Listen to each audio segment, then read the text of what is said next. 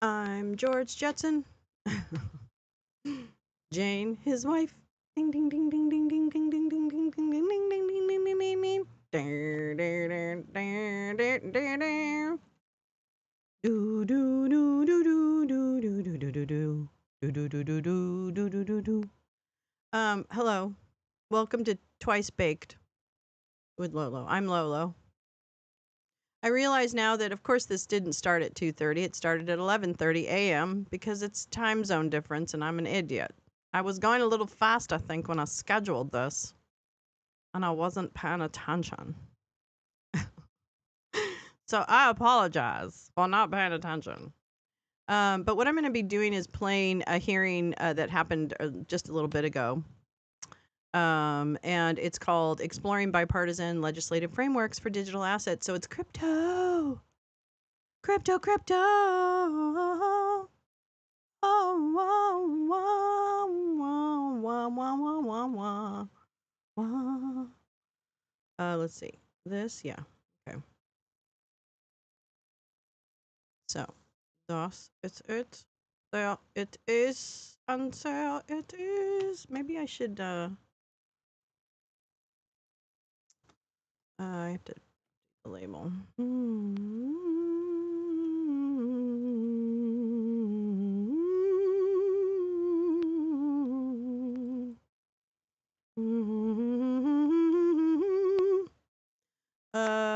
Crypto. Whoops. Whoops, crypto. Frameworks.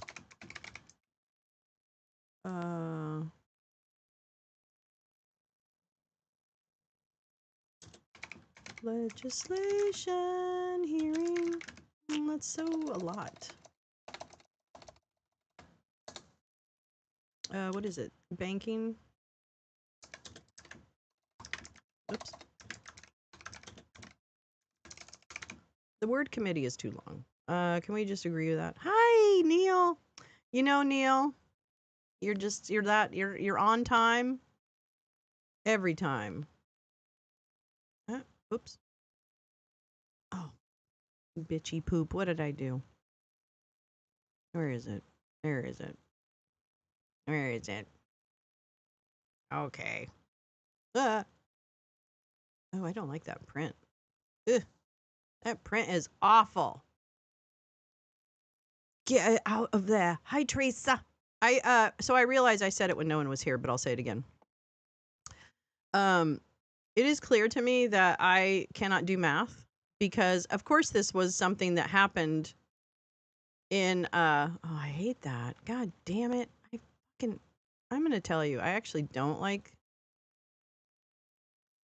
this, oh, here we go. We'll try that. Why is it so fucking weird? Look at it. It looks like so creepy. All right, we'll leave it there. Anyway, oh God, I'm sorry. So I wanted to watch this. I realized I thought it actually took place. Never mind. It doesn't matter. It's the usual. You know how it goes. Welcome to the show. But I don't know what else is happening because I wanted to take a little tiny bit of a nap. And so I did. But this is a committee hearing that I wanted to hear from the Banking, Housing, and Urban Affairs Committee discussing. You fell asleep to you, and now I'm waking up and having my first. Aw, Kim. I love that. I'm so happy. You don't even know how happy that makes me.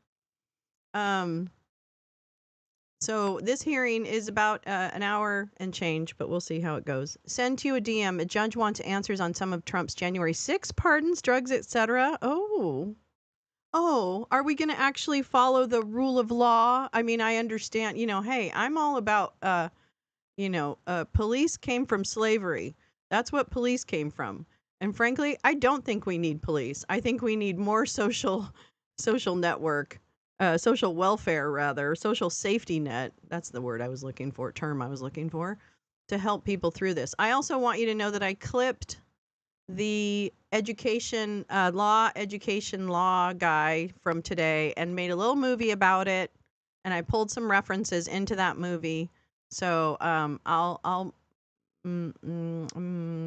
want to play it because you guys have already heard it, But I'll probably link it in the chat, and I'd so appreciate it if you share it because it really captures for me what the threat to education is and why it matters, why this matters. So if you would be so kind, I'll find that during this hearing. But now we're going to learn a little bit more about what the Congress deems bipartisan legislative frameworks might look like. So sit back, get your favorite beverage, grab a smoke, and listen to some hopefully illuminating. If it's not illuminating, we're gonna leave. Okay, that's the bottom line. I'm not gonna keep you here. Hi, Lee! Yay! I love Robert Kim. I'm in love with him, and I made a movie about him. I love you so much. I made a movie about you. I love you so much. I made a movie about you. I love you so much. I made a movie without or about you or without you. I could have done that too. But I made this movie. Actually, you know what? Fuck it, man. What the hell? Why don't we watch it? Hold on.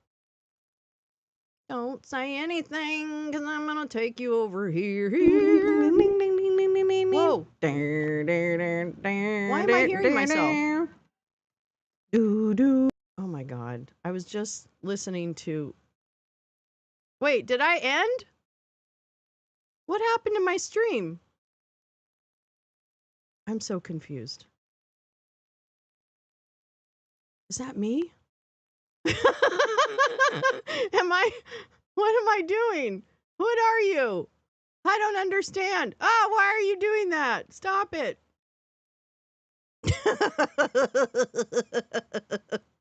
I'm so sorry. You do? Okay, good. Because for a minute it was playing another me. And I was like, what me is that? Because that's not me. What me is that? All right, so I called this one Schmeducation. It doesn't have a beat, but I'm going to play one with a beat after there so you wake up a little bit. Smack in your veins. Let's go. Let's go. Let's go. Let's go. We're wired up and ready to go. All right. Here we go. It's not very noisy. I didn't put any music to this.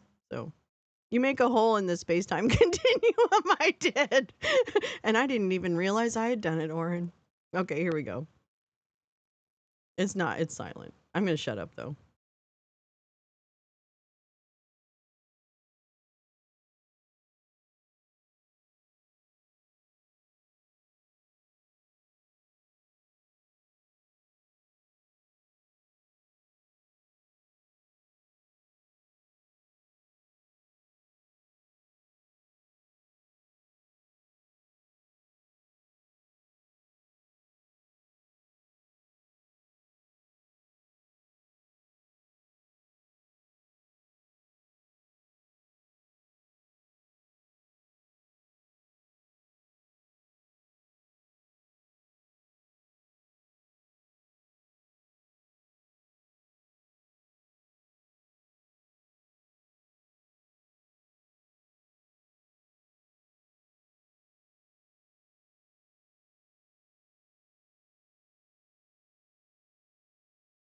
I give the links for all these in the description of the video.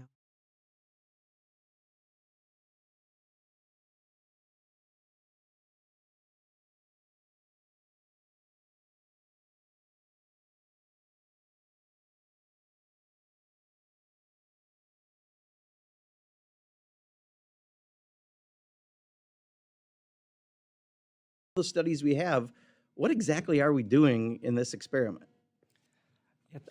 Thank you for the question. Vouchers are spreading at a rapid pace throughout the country. There are 13 states right now that in which any student, no matter whether they've ever been to public school, can use taxpayer dollars to attend private school, to be homeschooled, and so forth. And so there's a lot of issues here. One is the amount of state resources, and then if this federal law moves forward, then there would also be federal resources and programs. They take money away from the public system and convert them to uses for the private sector. Now, nothing against the private sector, but here's what's happening. Vouchers transfer those monies. They're actually overwhelming for state legislatures. Once you start a voucher program, we see this in Arizona, the money spent for that, required for that program was 10 times above the estimates for the expenditures of that program. Most of them already paying for students already in private schools, as you mentioned. And when we have these programs and a massive transfer of students from public to private, what else goes out the door there? Accountability, teacher standards, what students should be taught according to academic standards that the state has autonomy in the public school system to prescribe or to set forth what is important to be taught in education. And civil rights goes out the door too, because in many cases, federal civil rights laws are either limited or non-existent as applied to private schools. So we lose accountability. We lose the ability to ensure equality and free and openness of any student, no matter what their background, no matter what their sexual orientation or gender identity, no matter what their disability status is, no matter whether they have learned English growing up or not. And this is what we are transferring the public system into, is that unaccountable system. And I will also add that in voucher programs, when the money goes and the resources and of the state fisc goes toward that sector, you also lose the ability under federal laws to ensure that states maintain their own contributions to education. Because many of our federal laws, they require not only, here we're gonna help you out for your most vulnerable students, but we're gonna require that you maintain your effort in those areas yourself as a state. And without the ability to do that, not only does the federal money eventually go down for education and state money, but the state's own contribution goes down for education. And this is a snowball effect that we can't let happen in this country, because every competitive industrialized nation in the world has a strong and vibrant public education system. We do not want to go down the road of Chile or Sweden, where there's an erosion of public education and a transfer to a private system that is not free and open to all students. Yay! And then added George. Fuck you, MAGA. Anyway, that's that. Oops, sorry. But now we'll go back to our, let me go back to our, anyway, I don't know. Those, making those makes me feel better. I don't know what to say. It just kind of makes me feel better when I do that. And so, I don't know. Because it feels like it's hard for me sometimes to synthesize what the argument against this stuff is. You know what I mean? Like I find it hard to combat some of the disinformation, because I need to have kind of a shorthand of how did we get here kind of thing. So I really appreciate when we have those opportunities to capture that great little burp, burp thing. Anyway. Here we go. Yeah, me and George flipping people off. Okay, so we're, I thought this was live, but of course I don't know how to do math, so it's not live. Boop, boop. All right, here we go. Let's see. When did you start? There you start. Miss Loomis. Oops. Okay, here we go. Stable coins and on stable coins, I'm 17 minutes optimistic for nothing. the Senate Banking Committee will soon mark up Senator Haggerty's legislation. It is called the Genius Act. Chairman Scott and Senators Gillibrand and I are all co-sponsors. The act makes the U.S. dollar fit for the digital age, creates additional demand for U.S. debt, and makes payments both faster and cheaper. I'm also pleased that the legislation fully protects the dual banking system and creates parity between both states and federal stablecoin charters. Turning to market structure, I'm excited to work with Chairman Scott, our subcommittee members, Chairman Bozeman, Chairman French Hill over in the House, and Chairman G.T. Thompson, who are respectively chairs of Financial Services and Agriculture, to clearly draw the line between a security and a non-investment contract commodity. and to create a path for digital asset exchanges to register with the Commodity Futures Trading Commission. This industry needs clear rules of the road that it can follow while simultaneously promoting both responsible innovation and protecting consumers. So each of our witnesses today are committed to these goals, and I'm really grateful to all four of you to be here and share your expertise on these topics. First, we have Louis Cohen, partner at Cahill, Gordon, and Reindell. Did I get that right? Thank you.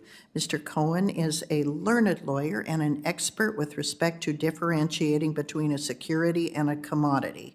Can't wait to hear from you about that. We have been wrestling with that for months. Second is Jonathan Really? Yakum, Well, then, Global are you Head sure you're of qualified to be Policy on at this? Kraken. I am proud that Kraken calls Wyoming home today, and Jonathan, thank you for being here and sharing your expertise. That's it, Max. Third, I hope that Zaim comes out. Masari, I don't know if it Chief will or Legal not. Officer at Lightspark. Ms. Masari is one of the original thought leaders on stablecoin policy and understands how I love stablecoins stablecoin operate. too. What the And fuck? then finally, we are honored to have Tim Massad as a witness. He was chair of the Commodity Futures Trading Commission from 2014 to 17 and is a research fellow at the Harvard Kennedy School of Government. I'm personally thankful to each of you for working with me and my staff over the years and providing great feedback on legislation and providing it over and over as we've tried to move this subject forward. We're thrilled to have you here today and look forward to having an in-depth policy conversation about the intricacies of stablecoin and market structure policy. Ranking Member Gallego, you are recognized for an opening statement. Gracias, Chair Loomis, for hosting this hearing and for starting off our work on this committee with a bipartisan focus. I look forward to our continued work together on these issues. Thank you also to our witnesses for joining us today to discuss an issue of growing importance, how Congress can deliver bipartisan legislative solutions for digital assets that promote innovation and U.S. competitiveness while protecting consumers and ensuring the integrity of our financial system. The rapid development of digital assets, blockchain technology, and the broader crypto economy presents both extraordinary opportunities and, of course, significant challenges. These innovations have the potential to enhance financial inclusion, streamline transactions, and spur economic growth. At the same time, they raise concerns and questions about consumer protection, financial stability, and the proper role of government in overseeing these emerging technologies. We in Congress have the responsibility to strike the right balance, which we sometimes do, fostering safe and responsible innovation and establishing clear guardrails to prevent abuse, fraud, and systematic risk. So this is not about us picking winners and losers among technologies or industries. It is about creating a stable and predictable regulatory environment that allows legitimate enterprises to thrive and grow while protecting the interests of the American people and consumer. First, let's talk about safe and responsible innovation. Digital assets are a fast-evolving sector, and the United States must lead in this space. Innovation should be encouraged, and it must be safe, transparent, and accountable. Without robust oversight, bad actors can exploit loopholes, undermining trust in the system and causing harm to consumers and investors. We must ensure that digital assets are not used to circumvent existing laws on money laundering, tax evasion, or illicit financing.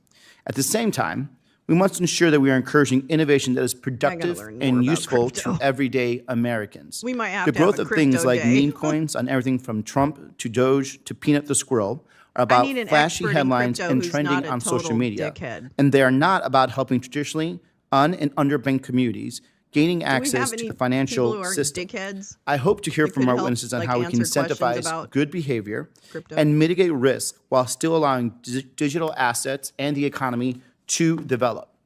Second, we need to have clear rules of the road. Today's regulatory framework for digital assets is insufficient, in my opinion.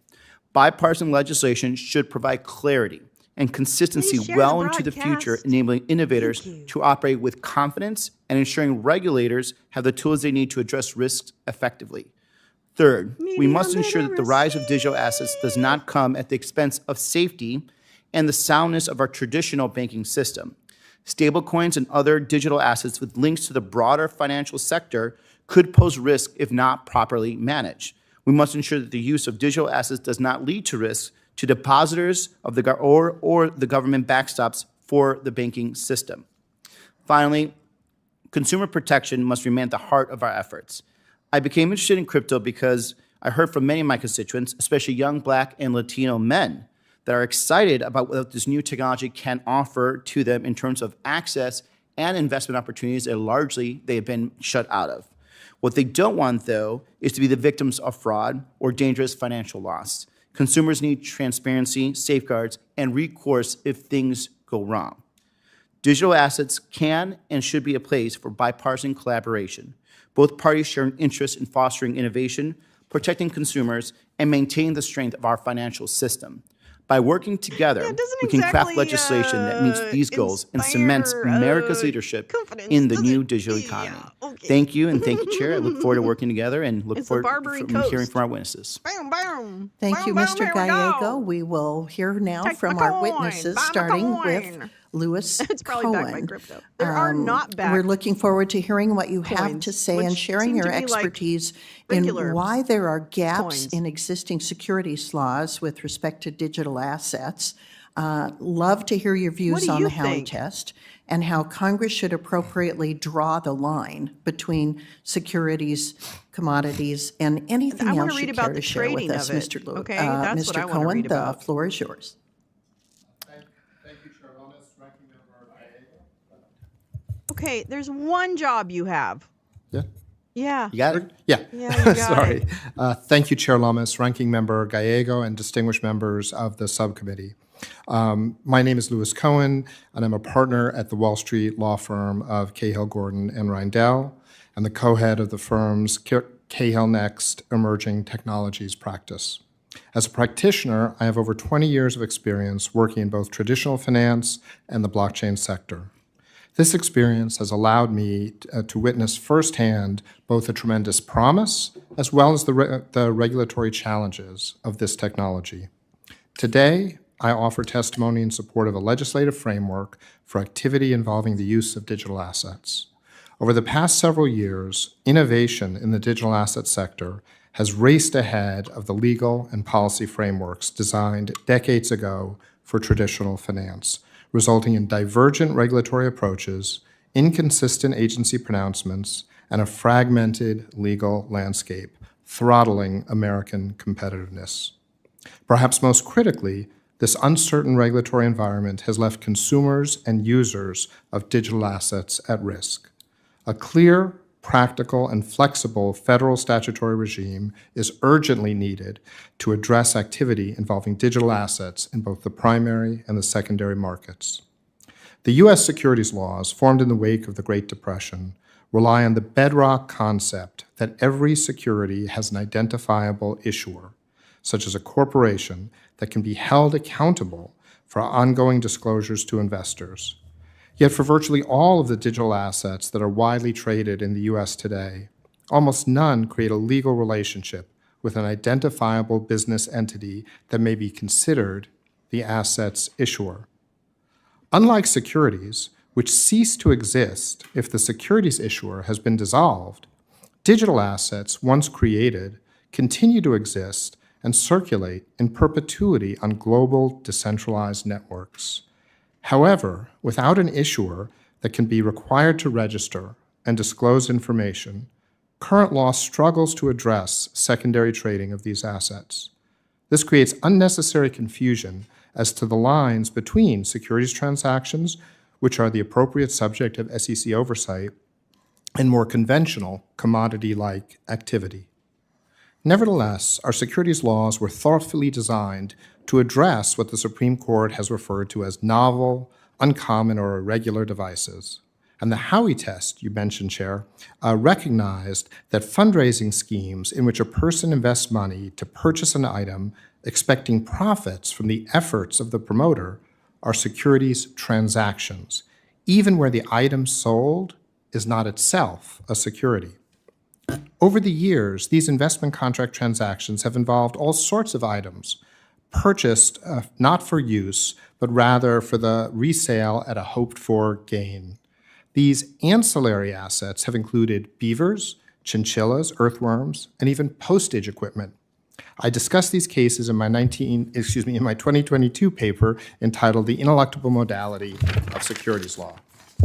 Many digital assets have similarly been sold as ancillary assets to raise capital to develop a blockchain-based project. With an understanding of the distinction between fundraising activity that results in a securities transaction and a non-security ancillary asset sold in that transaction, the basis of a sensible regulatory framework is at hand.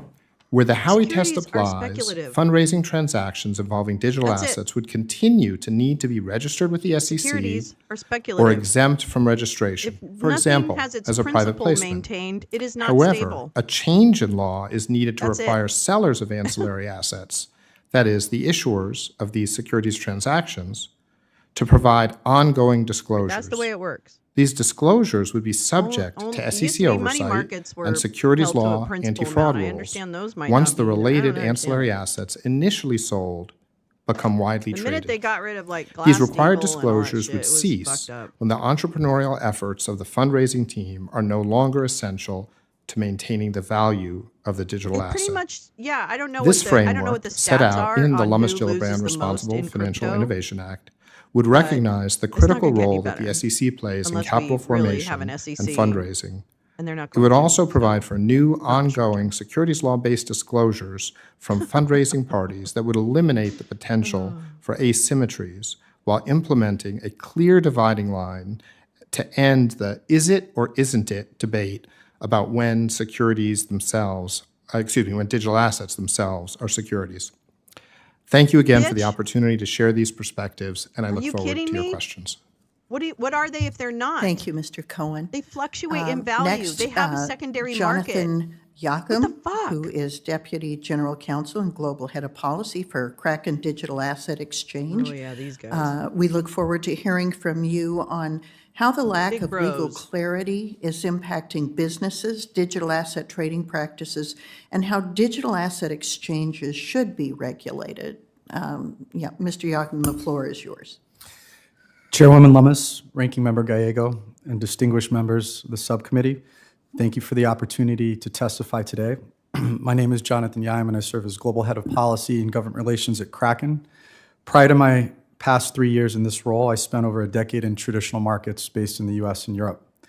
Kraken was founded in San Francisco over 13 years ago and has grown into one of the world's largest and most trusted digital asset exchanges.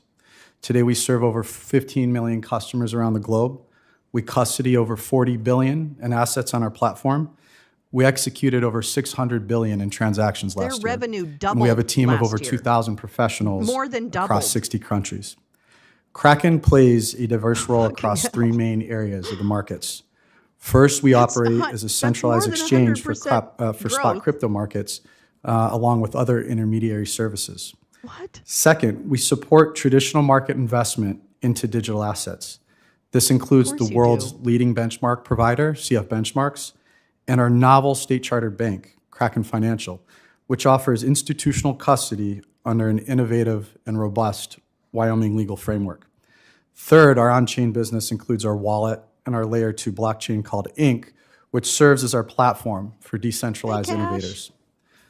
I would like to commend and thank Senate Banking Chairman Scott for establishing this important subcommittee, and Subcommittee Chairwoman Lummis for her many years of leadership in advancing bipartisan legislation and discussion on digital asset policy. The first drafts of comprehensive market structure legislation were introduced in the Senate over 3 years ago. A lot has happened since then. We've seen fraud, poor risk management, and business failures. We've experienced misguided attempts to regulate our markets through enforcement actions rather than sound policy development. This has pushed innovation, investment, and market activity offshore. But through these challenges, we also saw bipartisan work in Congress continue. Last June, the House passed a market structure bill with strong bipartisan support. Ranking Member Gallego, we thank you and your former colleagues from the 118th House for advancing that historic effort. This collaboration across parties and across chambers has built a strong foundation to finalize and deliver market structure legislation to the President's desk for signature this year. Bipartisan support for good crypto policy is no longer Thanks for a coming distant today, goal you guys. on the I really horizon. appreciate it. Congress should act decisively Still this out of year Lolo. to establish I know. the essential I didn't even get out the foundation ukulele yet. for market regulation. Today, nearly 90% of activity in the digital assets markets is executed via centralized intermediaries like Kraken. Market structure legislation is the critical foundation Yeah, they're trying to get set a around level, being a regulated. level playing field That's what they want. in They areas don't of want to be consumer regulated protection, like a regular stock security, or a bond and market or a mutual integrity. fund or anything like that. Many other markets have already They're taken discussing this what are the important legal first step. frameworks? What are they going to regulate? Innovation in our industry These guys are gonna evolves say rapidly. don't. Emerging areas in our markets will require further study, inputs, deliberation before arriving at policy conclusions. But solving every single policy issue should not delay building a basic regulatory foundation for centralized markets here in the United States. This critical first step must happen here in Congress. Effective market regulation should include spot market authority for the CFTC to register and oversee centralized intermediaries and secondary market transactions, effective disclosure rules, and clear jurisdictional cooperation between the CFTC and the SEC. Jurisdictional lines in statute should not be overly complex. They should be clear, effective, and durable. We commend this administration. I'm going to stop him for a minute because I want to show you what this man's company did last year money-wise. We have to have a whole crypto show. We really do. If anyone has a crypto expert who isn't a complete dick, let me know, and I'll be delighted to ask them some specific questions. Okay, so this is, sorry to switch off. Oh, whoops. Okay. All right. There you go. Okay. This is from their blog, Kraken's blog. I haven't read the thing about what their problem with the SEC is, but I don't know. As of December, they had some issues. Okay, let me just tell you how much money this motherfucker is making off of Meemaws. No, I'm kidding. I don't know who he's making it off of, but all right. So in 2023, their revenue as a company, $671 million. In 2024, his revenue went up to $1.5 billion. That's more than doubled. Total trade volume went from 268 billion. It almost tripped. I guess doubled plus 665 billion. The only problem I think with this is that it's going to start invading our different investment. It might stay more as an investment, but I have a feeling there's so much emphasis by the tech bros to make crypto not just an investment, but make it a transactional piece as well. And transactional to the point where they can, for the ones that want to, launder money, hide in the blockchain, not pay taxes, hide income, right? So these guys don't want the SEC. They don't want to be considered a security because they want to be considered a currency. What they want, well, at least one of the scams involved in this is the rug pull or the sniping or the other things. And we learned about it from Hayden Davis, who handled the Melania coin and the Argentinian coin that just got fucked. So he admitted in interviews in the last 4 weeks that he and his team and the Trumps sniped Melania's coin and sniped the Argentinian coin. Not Trump necessarily, although probably one of his orbiters.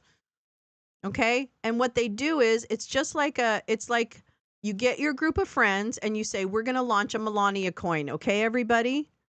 I want you to commit a certain amount of money to this Melania coin, because here's what's going to happen, guys. We're going to place our orders before the public does. And then when the public comes in and buys Melania or the coin and drives up the price, right? Then we're going to sell all at once, all of us. And what's that going to do? Crash the market, because there'll be too much supply on the market all at once. And that means there's too much supply, the price comes plummeting down. And guess what? The person who's not fast enough, and not even not fast enough, just wasn't on the inside of this game. This is called insider trading. This is why they hate the SEC, because they know they're insider trading. So that's just one of the huge problems with crypto. Now, here's what I believe. I worked in financial services back in the 80s and the 90s. I worked 1986 crash. I know this world. And I'm going to tell you right now, this is a part of our future. It's not going to go away. It's just a matter of how much it infiltrates our day-to-day lives. You know, you may say the stock market doesn't impact my day-to-day life, and it may not. That's understandable. And it might be that this eventually, or it goes through a time where it is more of a boutique, tradery kind of thing. Maybe, I don't know. And ultimately, what they want is this kind of, I've read the story of that hawk to a coin. She's an idiot.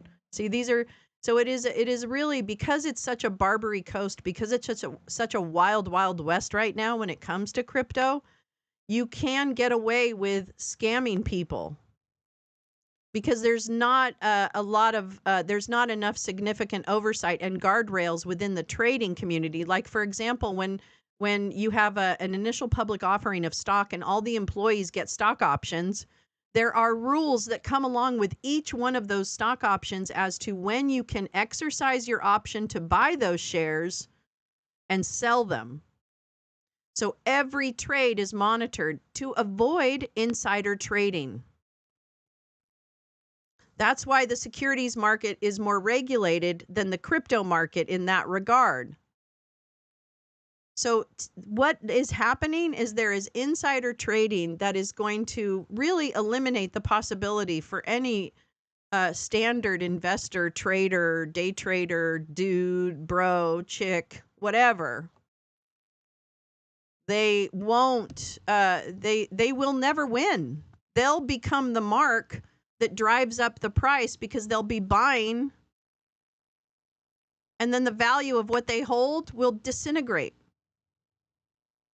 And what they're talking about, stable coins, which I have to read up on, is that those, unlike typical crypto, are priced to something. So perhaps it goes with the value of the dollar, right? The price of a crypto coin, a stable coin pegged to the dollar, might fluctuate with the fluctuation of the currency. Corn prices could have a stable coin where it's related to the commodities market trading on corn prices or gold prices or whatever. So that's the stable coin piece. So I think it's important. I think crypto is part of our lives. Blockchain is part of our lives. I think it's imperative to understand how it works a little bit, so that you can kind of tell what they're asking for and why it may be a good idea or a bad idea. And it's a floor wax and a dessert topping. And don't forget to put it on your sweaty balls. Malay, if you go to a casino and lose money, what is the complaint if you knew the risks? Well, yeah, exactly. Yeah, that's what he would say. Now, interesting story. President Malay from Argentina is actually now currently, as of last week, under investigation and under possible threat of impeachment, because he promoted the Libra coin, which is the same coin that I was talking about earlier, that was created by Hayden Davis and others. And he's the same dude who created the Melania coin, and he admits to sniping this one too. And all of a sudden, this coin that was supposed to generate profits and help Argentinian small businesses has no money. And this kid, this Hayden Davis, he's sitting on $100 million from the profits of this coin sale because they sniped it. And he's like, I don't know what to do with this money. And he's telling stories about everybody. He's not smart. And I have a feeling he should avoid Windows and T. Okay? That's what yes, El Salvador yeah. So another thing to keep that is related but not direct, I mean, it's just another part of this whole like fuck with our currency money system is the sovereign wealth fund that Trump has proposed.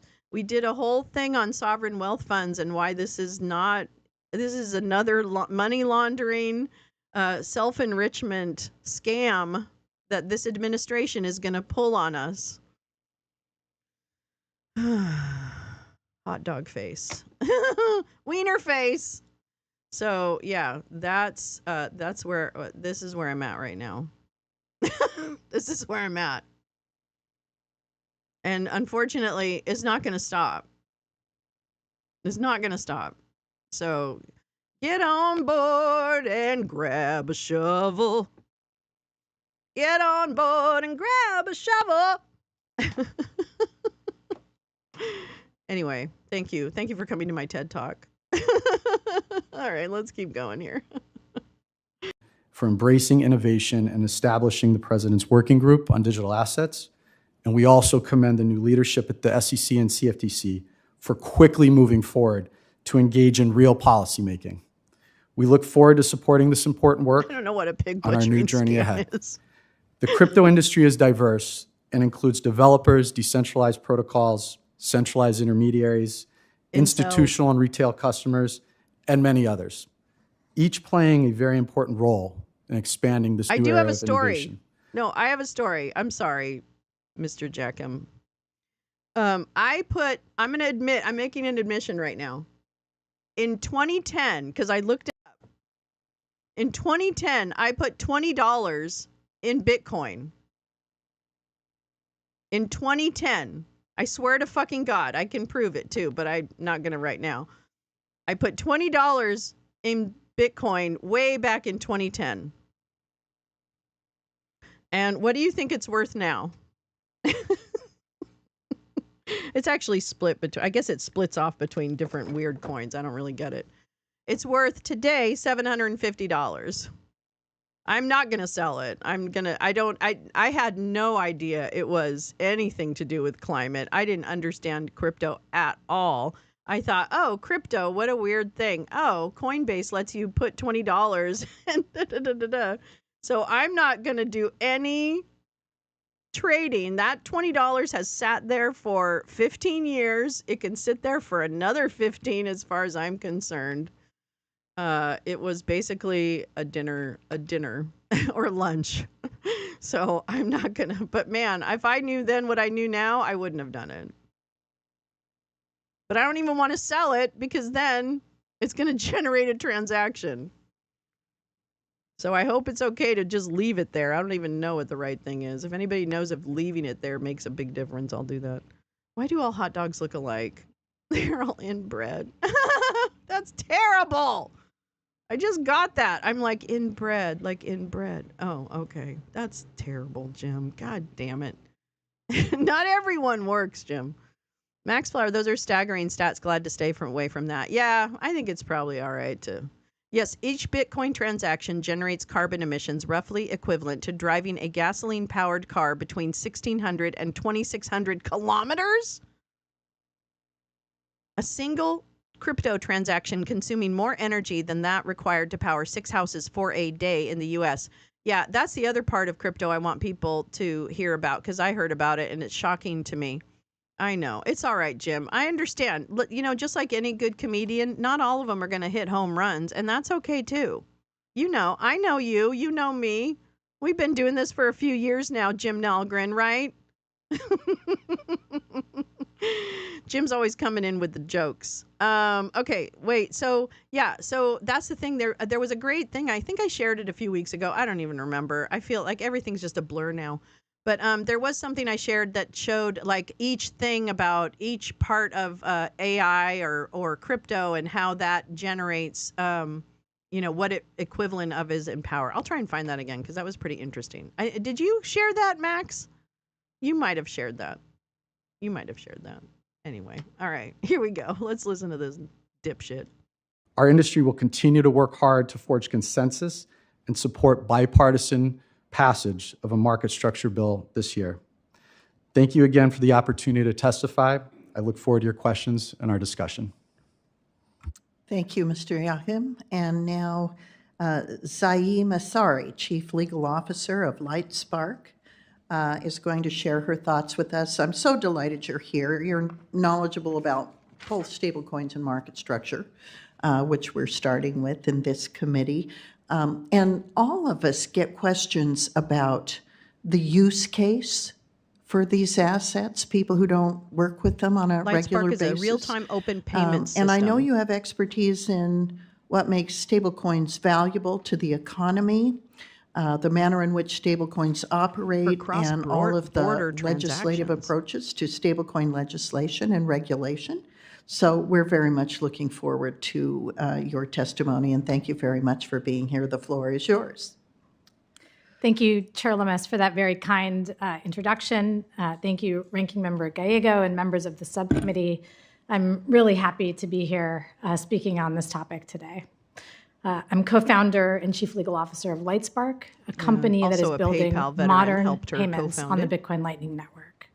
Before LightSpark, I was a partner in the Financial Institutions Group of Davis Polk, where I advised a wide range of banks, stablecoin issuers, and crypto firms on regulatory matters. There should be strong bipartisan support for new laws to regulate stablecoins and crypto markets. They will provide clarity, protect American consumers and markets, and help bring the United States back to the cutting edge of innovation in financial services. These new laws must be based on strong fundamentals that reflect our best views about the benefits and risks of stablecoins and crypto markets as they should exist, not only based on the industry as it exists today. Today, we can email, text, or call each other instantly and for low cost, no matter what brand of phone or computer we're using. Payments can and should work the same way. Stablecoins can help make this a reality. Among other uses, they enable the 24/7 transfer of dollar value to anyone online. They are uniquely suited for online commerce when they are properly regulated. My comments today will focus on three fundamental aspects of stablecoins with recommendations for legislation. Some of these points are already well addressed in bills being considered by the subcommittee and should be kept at the forefront as these bills move through Congress. Lee, thank you so much. Wait, the first fundamental is that the true innovation of stablecoins is in their potential to be please hold your thoughts because we have to celebrate. Rocking round the lounge, shutting the fascists down. Finding love so fast, we make the fun times last at Lolo's Lounge. Lolo's Lounge. Thanks, Lee. The best damn friends in the whole damn town.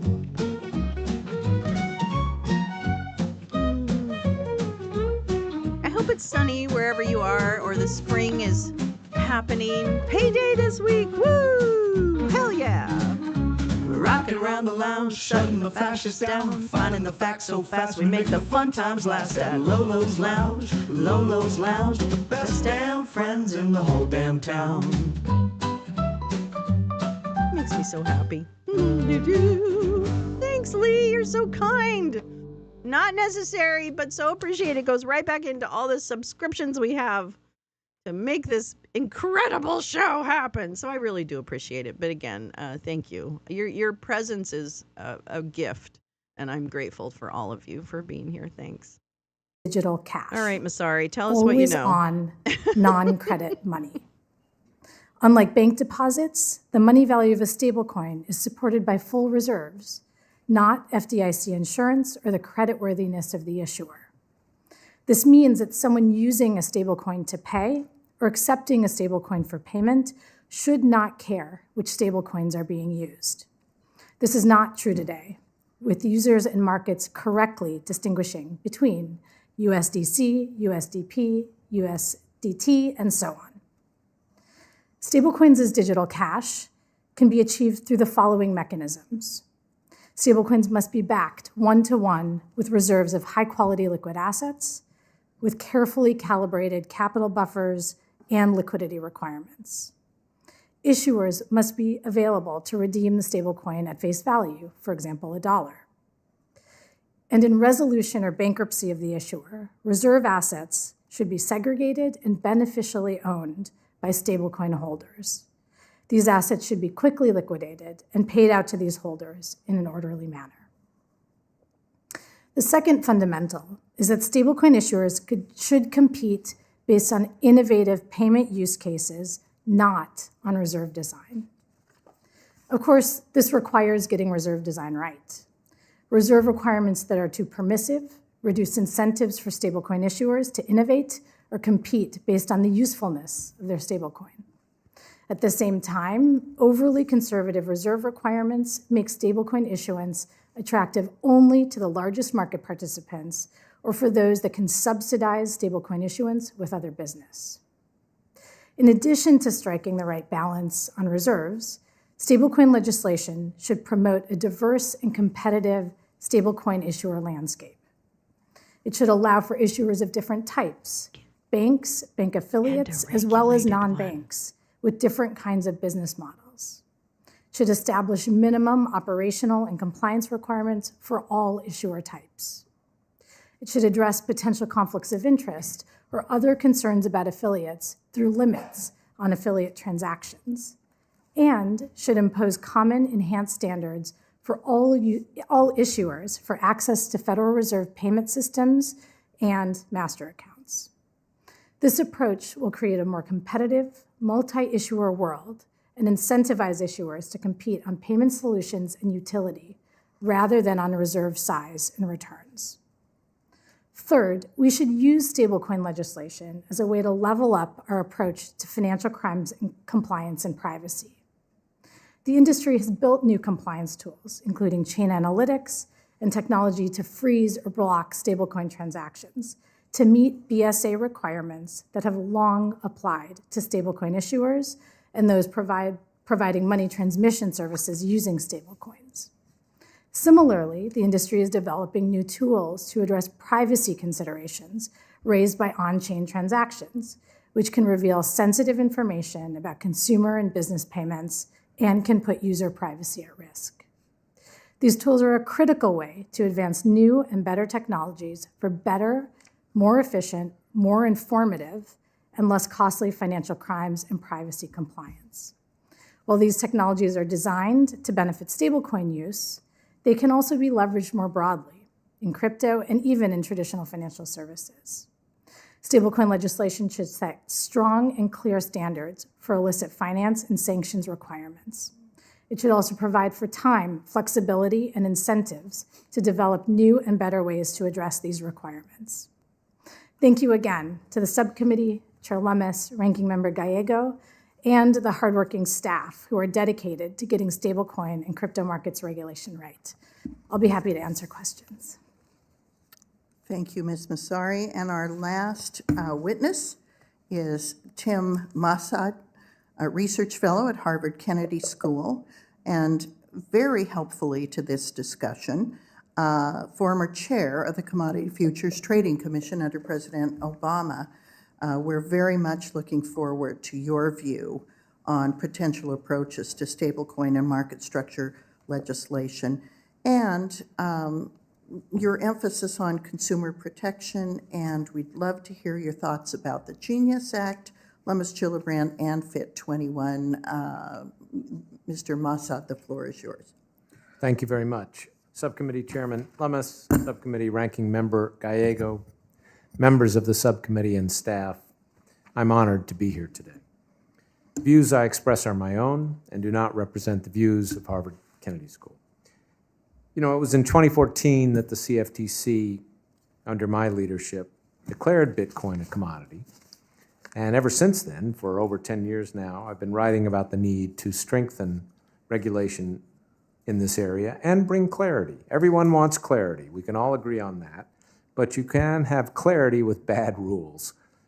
We need to create a regulatory framework that encourages responsible development of this technology, as the ranking member said, and not one that just leads to more of the speculative activity and abuses that we've seen far too much of today. Jerseys. Yeah, they should wear jerseys. I'm happy to focus on stablecoins, the most useful application of the technology to date, and I applaud the subcommittee for prioritizing this.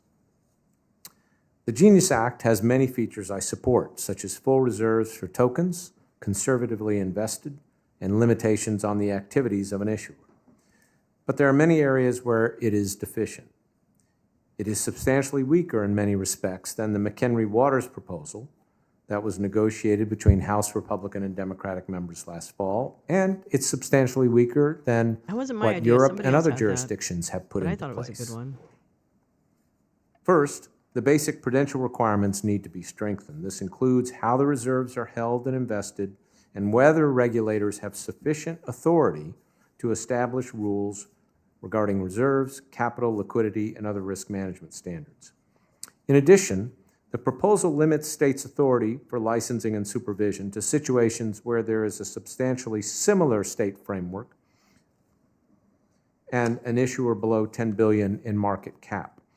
That's a good concept, but I would lower the threshold and explicitly require states to still follow some minimal federal standards. Second, the legislation does not address the bankruptcy of a stablecoin issuer. This means that the standard corporate bankruptcy process would likely apply, which would likely take a long time. The fact that the proposal gives holder a priority claim is good, but it does not assure them of full recovery, even at the end of that process. Ideally, the legislation should create a dedicated resolution process that returns money to holders quickly and minimizes collateral You can't hear damage. it. I'm sorry. Third, the Genius Act does not do enough to address the risks of financial crime and evasion of sanctions. It's good that it says stablecoin issuers are subject to the Bank Secrecy Act, or BSA. But the BSA focuses on obligations on centralized intermediaries. Stablecoins can be transferred and traded without going through a centralized intermediary, whether that's on a self-hosted wallet or on an automated decentralized platform, and they can be transferred through centralized platforms in jurisdictions that don't comply with BSA-type rules. We need to extend the regulatory perimeter and be more creative in tackling the AML and CFT challenges, as I discuss in my testimony. Fourth, the Genius Act does not have strong enough enforcement provisions. 3 of the 5 largest dollar-denominated stablecoin issuers are offshore, including Tether. The legislation should have a clear enforcement mechanism, strong criminal and civil penalties, and an explicit extraterritoriality provision. Fifth, the proposal does not address questions of competition and concentration of power, including limits on affiliate relationships and transactions, and how to ensure a level playing field among competing platforms, including potentially by giving them access to the central bank payment infrastructure. Finally, I urge the subcommittee and the Congress to get stablecoin legislation in place first and defer for now consideration of market structure legislation for several years. For 4 years, the crypto industry has called on the SEC and CFTC to develop rules and guidance and to stop regulating by enforcement. That is now happening. The SEC has dropped enforcement cases and launched a crypto task force to tackle these issues. We should let these regulatory initiatives make progress before rushing to rewrite the securities laws. Many of the market structure proposals made to date, in my mind, would create more confusion than clarity regarding when a digital asset is a security, a commodity, or neither. And they have the potential to undermine our securities laws. That is particularly true of proposals that focus on decentralization. That term and DeFi are used to describe a lot of things that aren't decentralized. There are almost always some vectors of control. And even if a process is decentralized or automated, that does not mean it should be exempt from regulation. As I discuss in my testimony, I think there are other ways for Congress to advance the goals of clarity in market structure without substantially rewriting our securities laws at this time. Finally, with all due respect to the subcommittee chair, I join the many voices from across the ideological spectrum expressing opposition to a Bitcoin strategic reserve. for reasons that I've discussed in my written Oh, testimony. hello, darling. Thank you, and I'm happy to Oh, I take your adore you, questions. Mr. Mossad. Yes. Thank you Thank to you, our sir. panel. And we'll begin with questions. I The like chair you. recognizes herself for 5 minutes. Mr. Cohen, I'm going to begin with you. From a legal perspective, why are most digital assets not properly classified as securities today? Yeah, thank you, Chair. This is a really important question, and it's flummoxed many in the space, lawyers, judges, and regulators alike. What characterizes a security is a legal relationship between an issuer and the investor. So when you think about, for example, a share of stock, there's a legal relationship, not necessarily a contractual relationship, but a legal relationship that identifies who the issuer is. A security is not the piece of paper it's printed on, the digital asset, or any other representation. It is a relationship that the law recognizes, whether that is debt or equity. The vast majority of digital assets that are traded right now simply do not evince that relationship with any other person. The reason this becomes so important, Chair, from a securities law perspective, is that there is no one that actually can take permanent responsibility for that asset. This is why this has been so challenging. Whether we think of, for example, the Ether token, there is an Ether foundation, but if that foundation wound itself up, the token would continue to exist. This is unlike any security that's out there. So to constitute a security, has the Howey test historically required Securities some have an kind entity of under written or verbal legal relationship after the sale of an asset? Senator, the Howey test has focused historically, prior to the advent of digital assets, on transactions that purported to be commercial in nature. I'm selling you something, chinchilla, what have you, and it turns out that the actual activity going on that courts have recognized is really more of an investment. I didn't want those chinchillas. What I really wanted was to make a return based on your managerial or entrepreneurial efforts. Many digital assets are sold in the same way. However, in none of those cases, zero exactly, has any court stated that that kind of relationship makes some asset that is not itself a security is sort of embodiment of a securities transaction. So the law has not recognized or placed on non-security assets some characteristic of being a security simply because they were sold in digital assets. In the paper I mentioned, the ineluctable modality of securities law, we reviewed each and every appellate case on Howey from the Howey case onward, and you can see in our appendices analysis that reaches that conclusion. Thank you. Mr. Yakum, where in the United States is a relationship to other countries in setting up a framework for digital asset exchanges to register? How do we stand? Thank you for the question, Chairwoman. Behind, but in a strong position to catch up quickly. We've seen progress. Kraken's a global company. We've seen other jurisdictions, major jurisdictions, G10 markets, move forward with legislation, move through the regulatory phase, finalize rules. And we've worked with policymakers in those jurisdictions to put those in place, which is why it is so critical after many, many years of hard work in Congress that we move forward with this foundational step to pass a market structure bill. Thank you. And Ms. Massari, why do stablecoins make payments faster and cheaper? Here again, the use case issue. Such a good question. It's always the first and most important question when talking about crypto. The way I think about stablecoins is they are a new, fast money, right? So they are inherently on-chain. They can be transacted in online on-chain transactions 24/7 with anyone that can access a crypto wallet.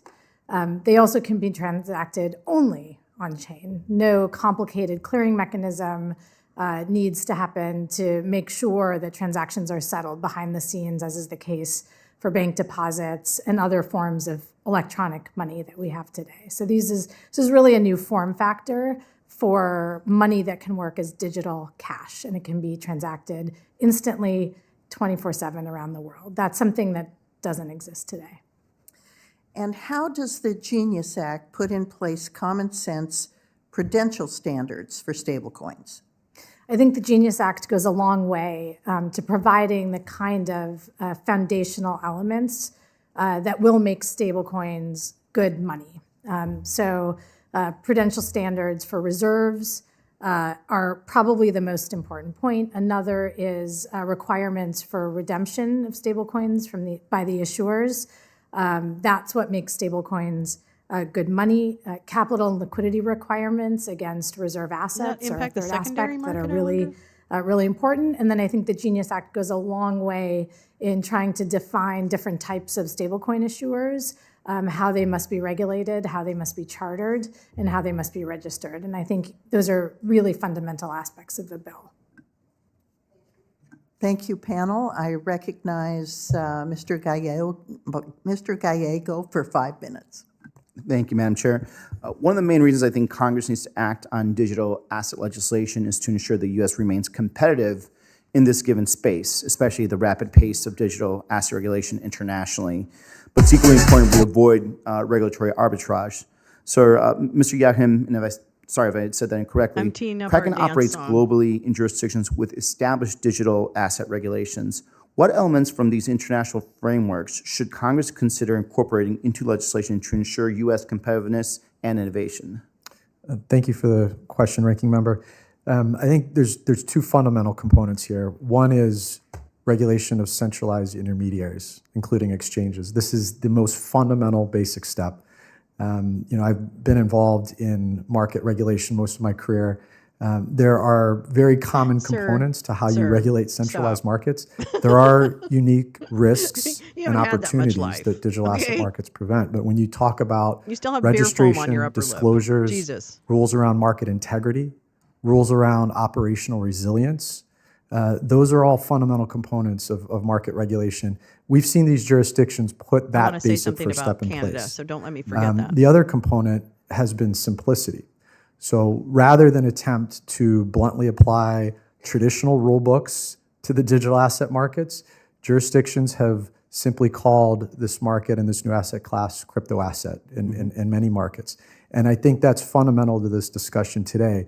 When we talk about the path forward here in the United States, the jurisdictional lines, the tests, the oversight needs to be simple in order to be durable and to be on par with what the rest of the What world does has moved simple forward with. mean? I don't know what that means. Ms. That sounds Basari like and Ms. Masad afterwards, what other lessons can we learn sounds from like other a countries lot to shape like, our approach to digital asset I don't think I legislation? have that here. Thank you for the question. I think it's really informative to look at jurisdictions that have gone before us. I think, as I mentioned in my comments, we need to think about what the industry should look like, not only what it looks like today. And I think perhaps some other jurisdictions who have gone very, very quickly with digital asset legislation, whether it's on stablecoins and markets, may have moved too soon and have been slightly backward-looking in how they regulate. And I think as we think about, particularly as I've focused on stablecoins, we should think about the real opportunities they present, what makes them different and unique and important for better modern payments, and aim legislation in that way to be forward-looking. And I'm not sure that that's happened in other jurisdictions. Mr. Masid. Thank you. I think there's also a lot we can learn. Starting with stablecoins, I think some of the jurisdictions that have gone ahead of us have put in some very good measures. Europe, I think, has overall a much stronger prudential and customer protection framework than is in the Genius Act or the Stable Act. The authorities have greater discretion to specify necessary rules on a variety of requirements. There's stress testing, diversification requirements, and Europe has said stablecoins don't pay interest, can't pay interest, which is also something we should be thinking about. Can't or can, I'm sorry. Cannot. Cannot. Cannot, because that turns them into more of an investment vehicle, and that raises a lot of issues. So you don't want to allow the payment of interest and at the same time exempt them from being securities. Got it.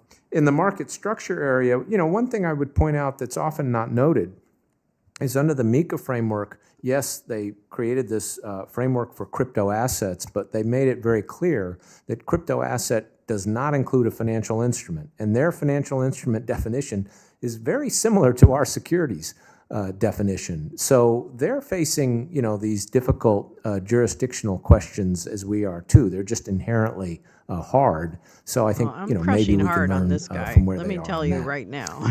Some bills have also proposed using the bankruptcy process He is to one resolve smart user claims if a motherfucker. stablecoin issuer fails. But bankruptcy can take years. And Ms. Massari, you actually talked a little bit about this in your opening statements.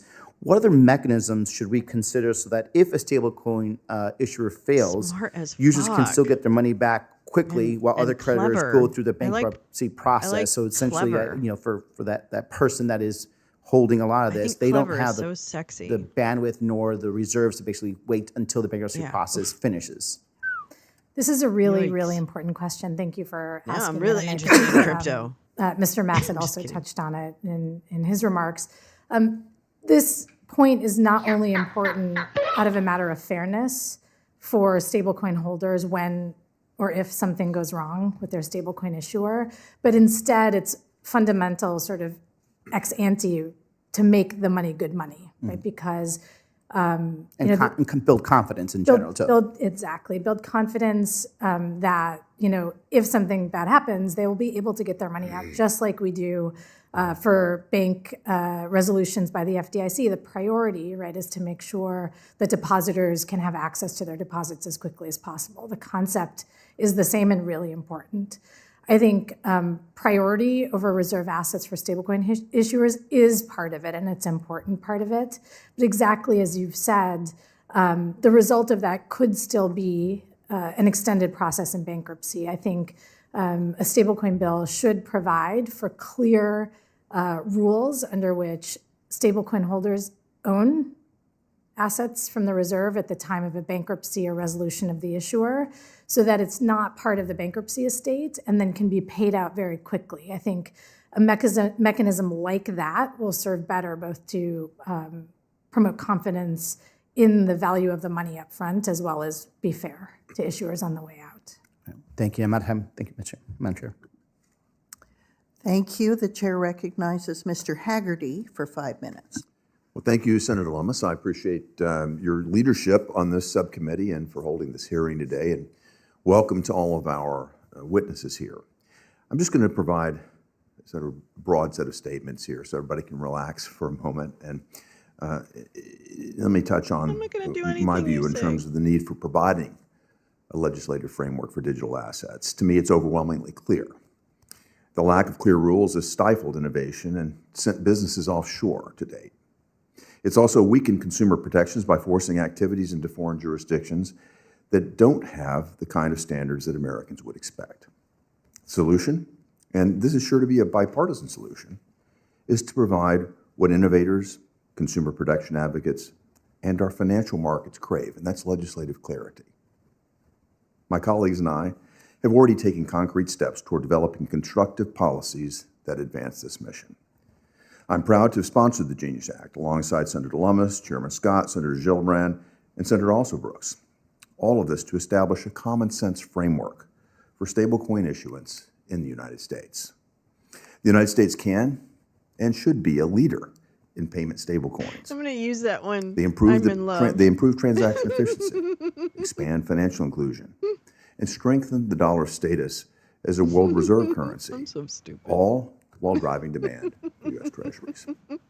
I'm optimistic that we'll advance this legislation and demonstrate that a common sense framework for digital assets is a bipartisan priority. This progress will build momentum in other crucial areas, such as market structure for When digital or assets. if? The status quo of having no regulation does nothing to stymie bad actors and is pushing innovation beyond our shores. We need regulatory clarity for digital assets to both protect consumers and to be a leader in the industry. Thank you, Madam Chair. I don't even know what he just said. That was a bit of big chair blah, blah, recognizes blah, Ms. blah, Smith. blah. I'm going to build a mine Thank you, in my Madam state. Chair Blah, and Ranking blah, Member blah. Gallego, and thanks to all of our panelists for being here today. I appreciate this very much and having an opportunity to learn about and hear your thoughts about what we need to do to provide a robust and reasonable regulatory framework, especially for stablecoin. And I want to focus my questions on kind of better understanding how consumer protections should work for a stablecoin and how they might work under the Genius Act in particular. So, Mr. Massad, let me ask you. So, under current law, financial institutions are subject to the Bank Secrecy Act. So that means that financial institutions are required to actively work to detect and prevent money laundering and terrorism financing and other illicit uses of our financial system. So I want to understand how this would work under the Genius Act. So as I understand it, the Genius Act would extend these obligations under the Bank Secrecy Act to issuers of payment stablecoins. Is that how you understand it? That is correct, yes. Okay, and so then under this legislation, what would happen? What would happen once a payment stablecoin is issued on the public blockchain? What happens to those Bank Secrecy Act obligations once the stablecoin is issued? Thank you for the question, Senator. The challenge is that those stablecoins can then be transferred without going through a centralized intermediary. Our entire BSA, AML, CFT framework relies on centralized intermediaries. All transactions run through those centralized intermediaries in some way. And so we've imposed obligations on those intermediaries, banks and others, to do the compliance checks that we want. Stablecoins are very different in that once they've been issued, they can be transferred, exchanged for other crypto assets without going through a centralized intermediary. So we have to sort of creatively rethink how we achieve these goals. And I think that includes extending the regulatory perimeter, if you will, but also looking at a lot of other creative measures, requiring stablecoin issuers to aggressively monitor transactions and freeze stablecoins, looking at ways to design the smart code of a contract so that a transaction doesn't go through unless someone has effectively been cleared by an appropriate authority. And there are other measures as well that I talk about in my testimony. And so as it's so as the bill is written right now, network participants comes along after to facilitate transactions. They wouldn't be required, as the bill is written right now, in your understanding, to meet the obligations of the Bank Secrecy Act. Unless they're a money service business registered with Treasury, they would not. It would not be. Okay. So let me ask you another question. When bank regulators review applications for charters or for deposit insurance, they consider a bunch of factors, including the character and the fitness of management. And that seems reasonable to me. You want to make sure that if you're opening up a bank or you're safeguarding somebody's money, that management is up to the task and that boards follow basic risk management and so forth. So my next question is this.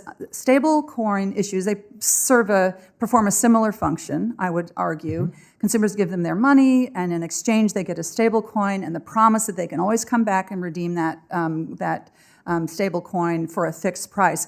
Would the Genius Act, or should the Genius Act, or should our regulatory framework require stablecoin issues to be vetted for character and fitness as we do for other financial institutions? Excellent question, Senator. My reading of the Genius Act is it does not require that. I think it should require that. It should include that as a part of the application review process that was contained in the McHenry-Waters proposal that was negotiated in the House. Right. Similar standards are in the European legislation and in other countries' legislation. The concern would be you could literally, somebody like Sam Bankman-Fried could issue a payment stablecoin and regulators wouldn't have any legal grounds to deny his application based on his history, just as a sort of maybe an extreme example. But felon. Let me just get it. One more thing in the short time I have left. There's this risk of there's a need to protect from theft and fraud. If somebody falls victim to a hack or a scam, their assets could be gone for good, and there's no reversing that transaction. And we've seen this, of course, happen with digital assets. So if a consumer's bank account is hacked or their debit card, for example, is stolen, people are protected, right? Their liability is limited. Correct. And what laws? That's the Electronic Funds Transfer Act, which does apply in those cases. it's very murky with respect to stablecoins. It's not clear whether stablecoins would be treated as funds, whether the accounts would be covered. The CFPB put out a proposal a couple of weeks ago, but obviously that's not moving anywhere given the Because we closed it. Mothballing. Closing of the CFPB. But those are very challenging issues, particularly, again, because these are bare instruments that can travel, on a decentralized blockchain. Certainly, though, with respect to entities that are providing accounts or entities that are interacting, intermediaries, we should have similar protections as we have under the EFTA with banks. It seems to me that there's no mention Correct. Anywhere of the Electronic Funds Transfer Act or CFPB. It seems to me that would strengthen this bill if I it agree was with you, if Senator. it was clarifying that. I thank you for your lenience, Madam Physical. Chair. I appreciate this hearing very much. And I want to say that I think establishing a robust framework for stablecoins is extremely important, and I look forward to the Have ongoing you work that met we the can do to make sure that SEC these or whoever consumer is going to run the protections SEC? Because I read a little bit about addressed it in and the it was bill. bad. Thank you very much. The chair recognizes Mr. Tillis for 5 minutes. Thank you, Madam Chair. Welcome, all of you. I've had the belief that we do need a light regulatory God, regimen, but it dipshit has to be Tillis. Goldilocks just right for us to really Fuck reemerge. you. I think, Mr. Yakum, you said that we're behind, but poised to catch up and maybe surpass. So I think that we have to figure out the way the markets and activities are properly regulated. But we also have to make sure that we don't have flight to foreign jurisdictions if we get this wrong. So I guess one question I'll have for you, Mr. Yakum, is what country is a best practice? If you fill in this blank, if you agree with it, if we would only implement a regulatory regimen like blank, we would be the head of the pack. Is there an answer to that question? Anybody here on the panel? We'll start with you. Thank you for the question, Senator.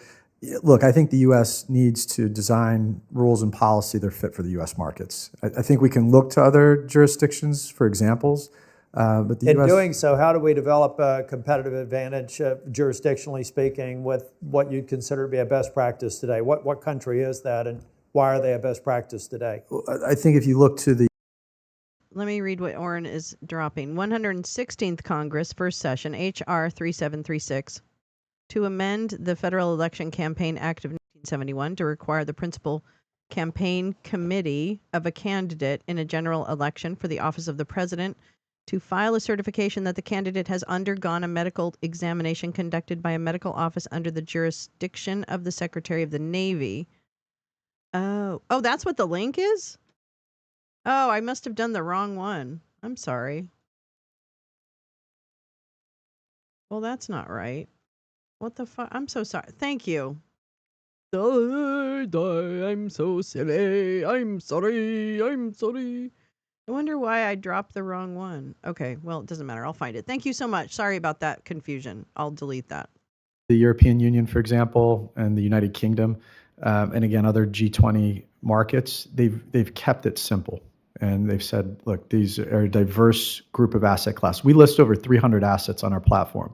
There's Bitcoin, there's stable coins, and many others, and they have very diverse characteristics.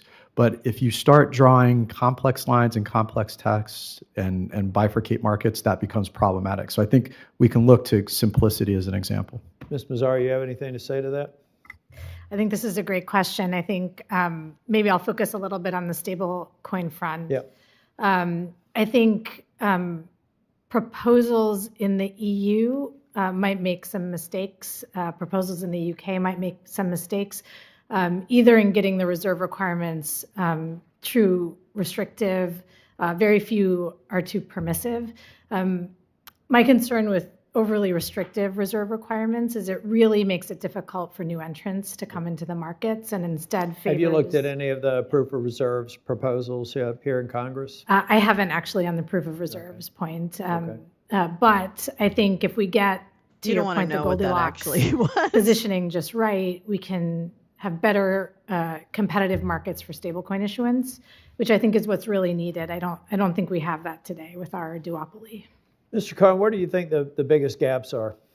for the U.S.? What if you were instructing us on prioritizing tranches of regulations? What must come in the first tranche?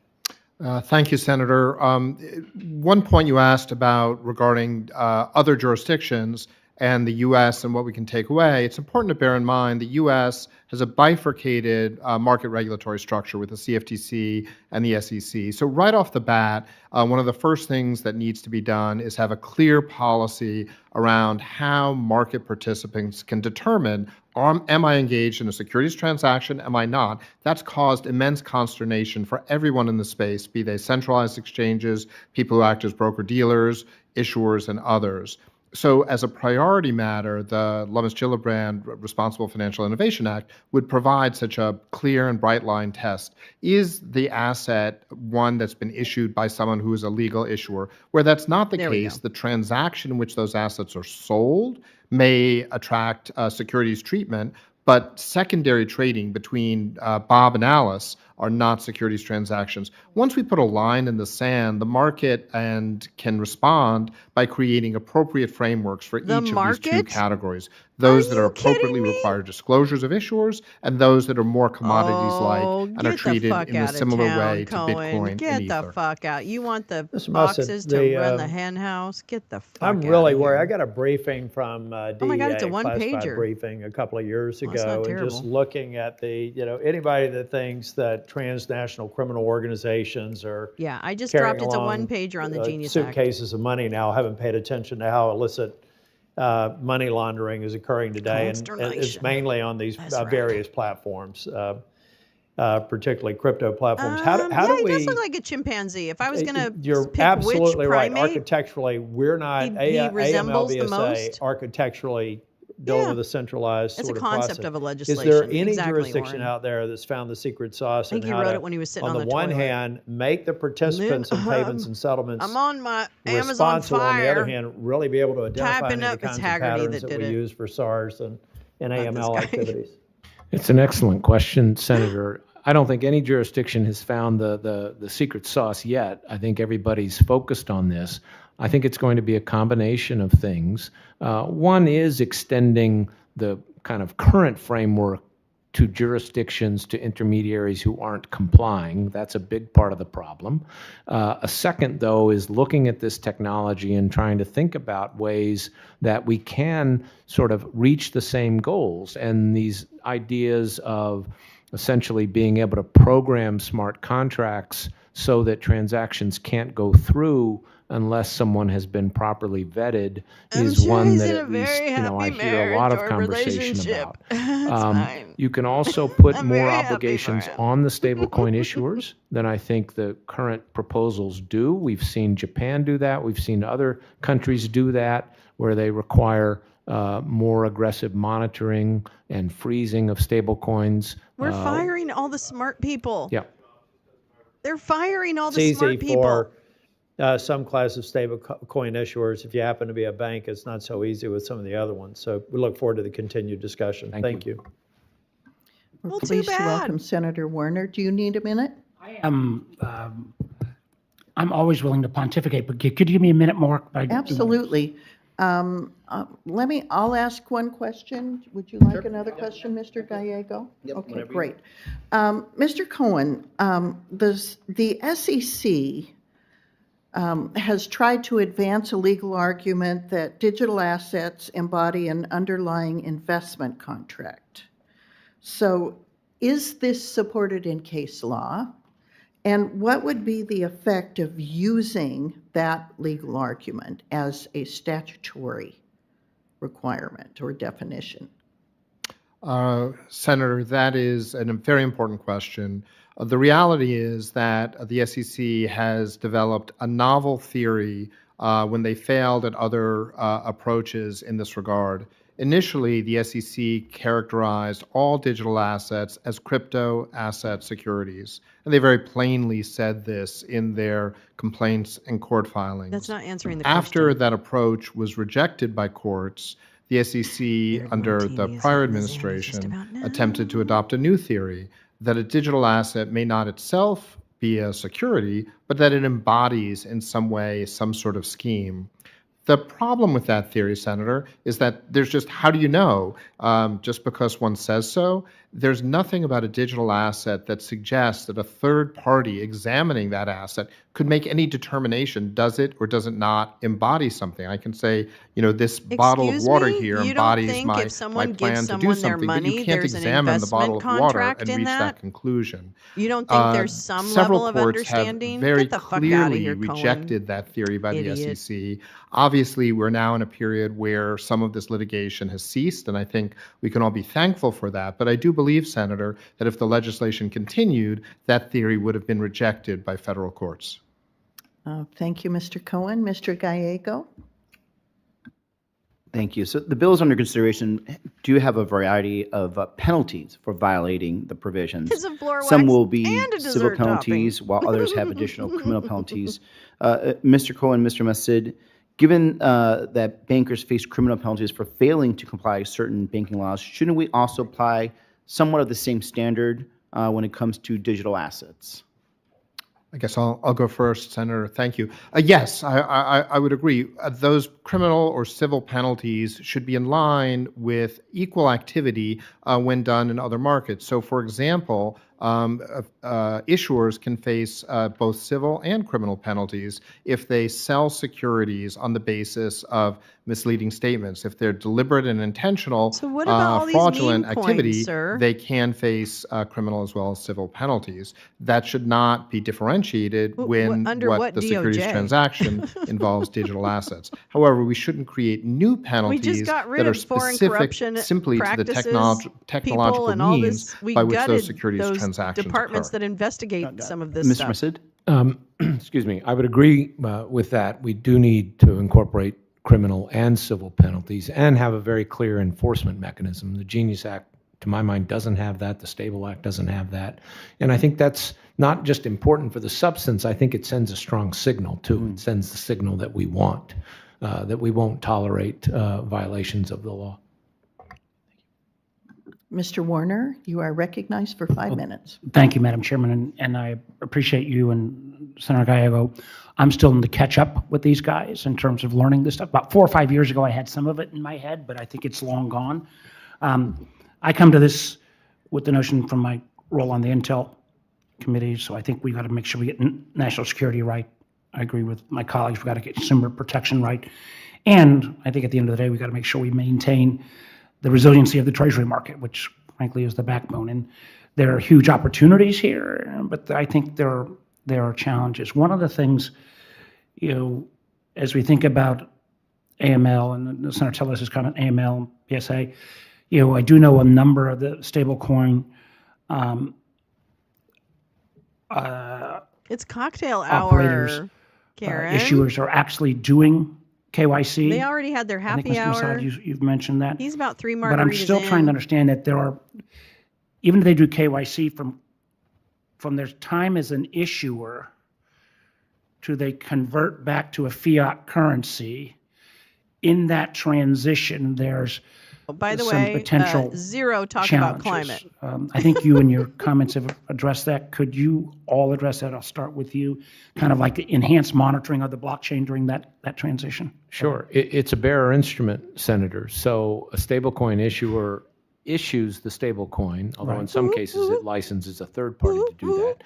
It can do KYC, but once that stablecoin has been issued, it can be transferred in lots Many of times, so that there's no requirement to follow that customer. That's correct.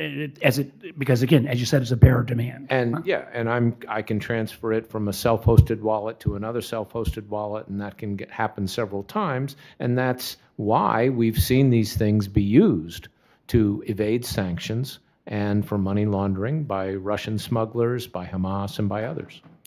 Will others comment? Because listen, I want to get to a regulatory framework that works, but I have seen, echoing what others have said, from the classified side, oh my gosh, a whole bunch of bad stuff. So help me figure out and I recognize some people, the anonymity and the underlying value of the asset disintermediation role changes. that blockchain plays. But how So do it's a we little different in put that some minimum protections the premium on a bond? from issuer all the way back to conversion to fiat?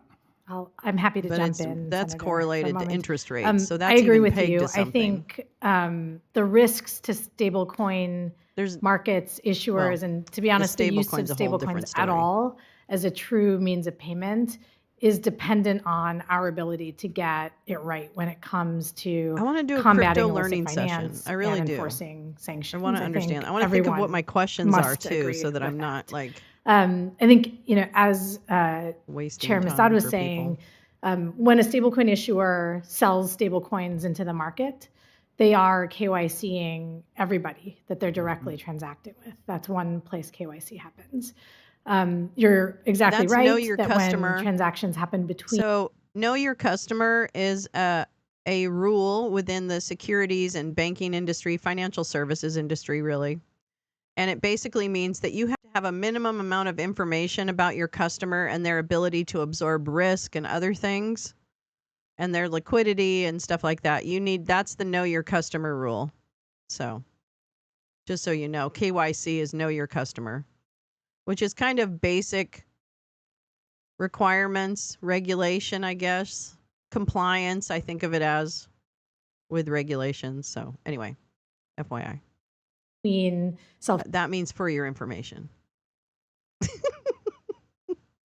Custody wallets, there isn't KYC obligations on those, and so those can happen without KYC, but there is an immutable on-chain record of those transactions that can be monitored not only by the issuer, but third parties, including law enforcement, and I think that happens quite a bit today. And then But isn't there that anymore. process with the mixers where you can, following it through that path, you may still have the blockchain to follow the entity, but you may not know who really that entity is without a KYC next to it, right? Absolutely right. I think people can use a variety of different technologies to on purpose obfuscate their financial transactions. I think that's true on blockchain. That's true in traditional financial payment services as well. HUH? I think it's a really important issue, and I agree that we need to continue, as the industry has done, to continue to develop new tools to address these issues. I think one other piece is when KYC happens is when a user transfers a stablecoin to a custodial wallet. So an exchange, another wallet service, that's another point of KYC, right? So the gap, I think, is largest when you're talking about unhosted wallet transfers. And in some sense, it's like slightly better than digital or slightly better than paper cash in this sense, right? Because there is the on-chain history. Right. Is Fair it enough. sufficient? Should we be satisfied? But as I think Senator Tillis said, people are not walking around with bags of cash. It's heavy, yeah. It's heavy to carry cash, right? It's not heavy to carry stable coins, and I think that is a difference that matters, and we have to always seek to do. And Madam Chair, could I go ahead and get the other two to make a comment, gentlemen? Senator, I think it's important to distinguish in the stablecoin context between primary issuance and transacting on secondary markets. So Kraken's role in the market is as a centralized intermediary, and we have a platform where we know who's coming in, who's coming out. We track not only KYC, so we know everyone coming into our platform. Anything that leaves our platform, if there's any risk of it hitting a sanctions address, it's blocked. There's enhanced monitoring tools. So I think, again, back to the role centralized intermediaries play. This is why we believe it's so essential for the United States to move forward with market structure legislation that would put that basic market regulation, create a level playing field for all centralized intermediaries. 90% of transactions today, almost up to 90%, are conducted through centralized intermediaries. And my colleague, Mr. Massett, is like absolutely Kraken, correct. him, There and is Coinbase an and ecosystem a couple out of there others. that is Ripple. outside of centralized intermediaries. But the surveillance, the traceability that is available because of blockchain technology is unparalleled. Really? And we've seen this with hacks, right? The ability to quickly find, track, trace, financial crime is unparalleled to any I feel technology like we've he's seen in selling me history. on something. Although, Mr. Cohen, could you? I'll just quickly comment to say again, I agree with my colleagues here. You're right; these are difficult questions, but there are trade-offs involved in any new technology. There I you think go. we It's briefly surviving alluded to night, the huzzah! ability with crypto assets to freeze Is and it new seize. That's season? different from tracking. good? But it can mean that if haven't a watched it. stablecoin issuer identifies But it that a sounds like it's probably pretty particular good. amount of stablecoin is at an address controlled by an illicit actor, they can functionally turn that off eyes at are that shiny. time. Is he That's not a crying? feature that we have today with paper money that once achieved or other assets. Oh, it's like It's me, important his to remember eye illicit waters. I finance feel occurs for through him. many ways, through valuable movable assets. And stable coins in many ways are a step change better than a lot of other assets. Right, but if we're saying this is better than bags of cash, I would agree. I grant you that. Whether this is something that we ought to fully embrace, and I sorry. want to get We- the yes. we may so not I want have to be time clear. for I want to your get the yes, questions. but in our I whole don't financial know. system and I'm trying to measure the curious.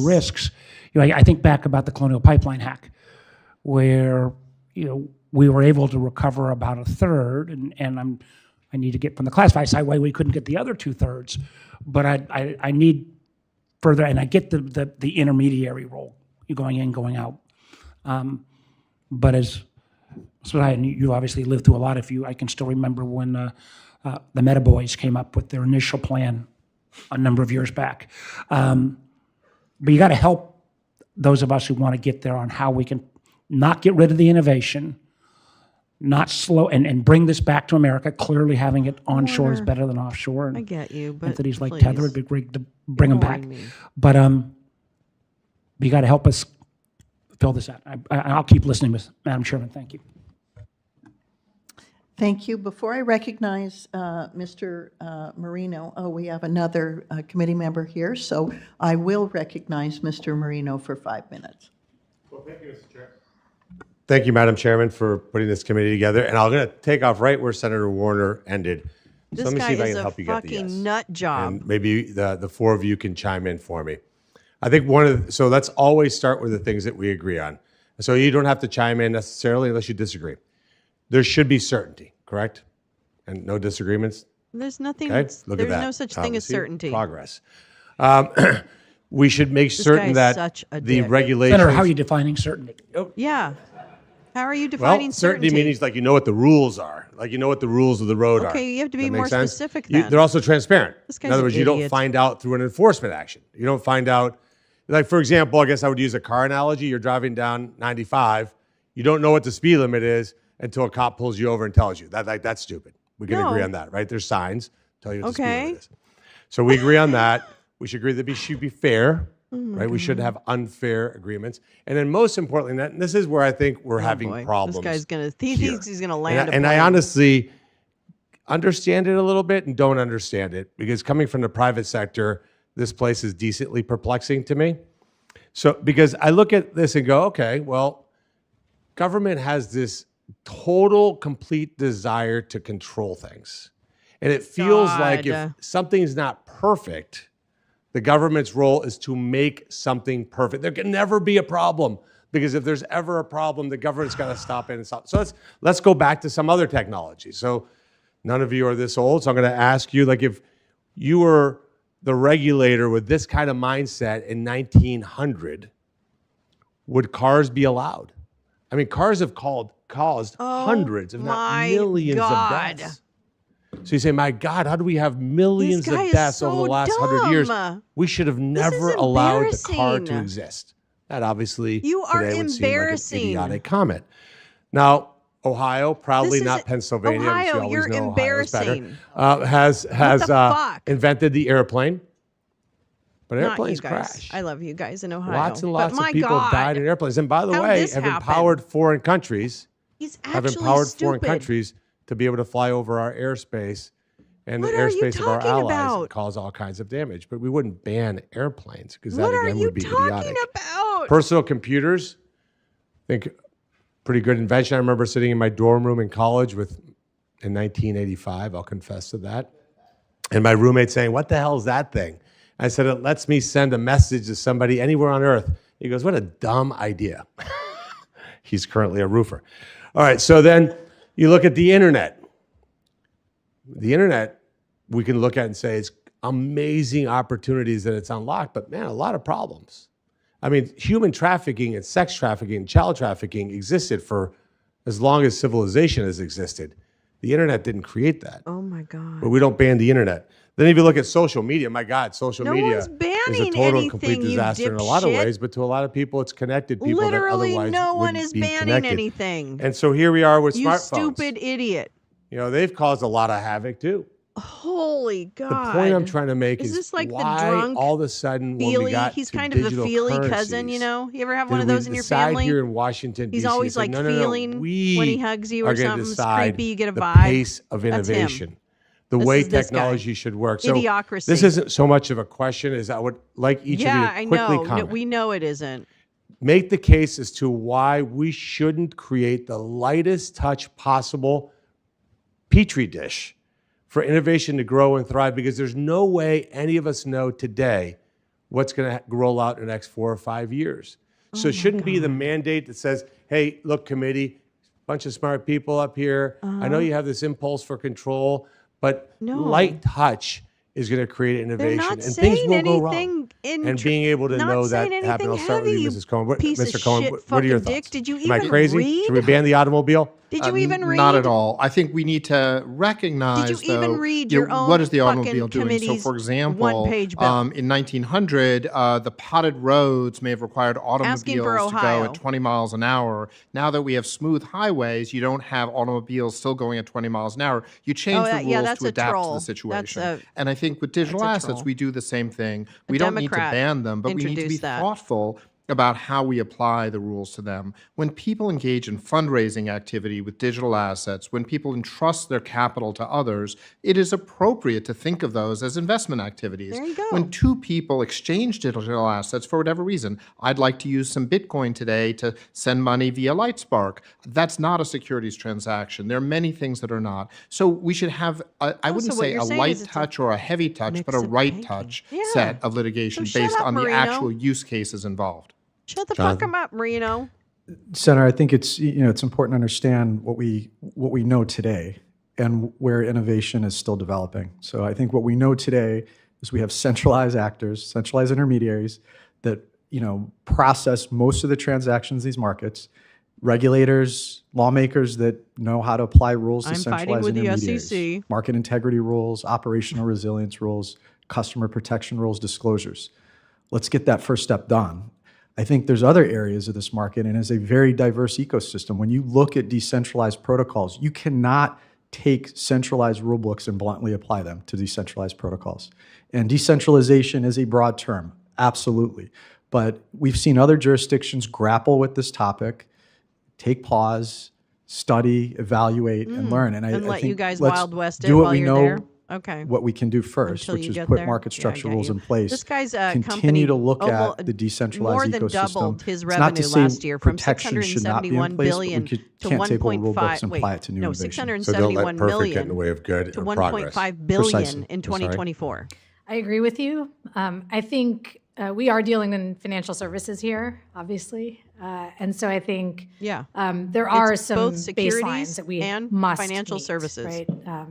Users need to trust the products they're working with. They need I have to roots in Ohio, have too, disclosure some roots. about them. They need to know that there are I don't think regulatory Ohio's bad, frameworks but they for elected a stablecoins, fucking asshole. for instance, that make stablecoins good money dumb. and create competition. I think that's an appropriate role for regulation. I think to your point, which I think you've stated really nicely, stop. we have a tendency Stop in it. financial services to try Stop to take it, the new thing lobbyist. and cram it into the old because it, we lobby. understand the old, and the risk there is that we kill any innovation. Lobby, right? And I blobby. think that could do more harm than You were good, doing 'cause so it's great happening until anyway. you It's happening kissed outside his the United balls. States if it doesn't happen What the here. hell? Perfect. Chairman, I'll you're venture not gonna back ask to the other you. guy? My Wait, point I is, didn't- let's not. I didn't so- get oh, to- sorry. Ohio State, we always worry about Harvard guys, but the. Can I speak? Go ahead. Thank you. It's up to the chairman. We're way over time, but it's up to you. If I could- You certainly may, Mr. Thank you very Massa. much. Senator, the devil's always in the details, but when I think of light touch, I think that's what weak countries do that are trying to pull business away from the strong countries. That's what I saw happen with swaps. We created basically a very good framework. Smaller jurisdictions tried to undercut us, by having weaker rules, and we basically had to work very hard to harmonize rules, which we did, and now the swap market, I think, works pretty well.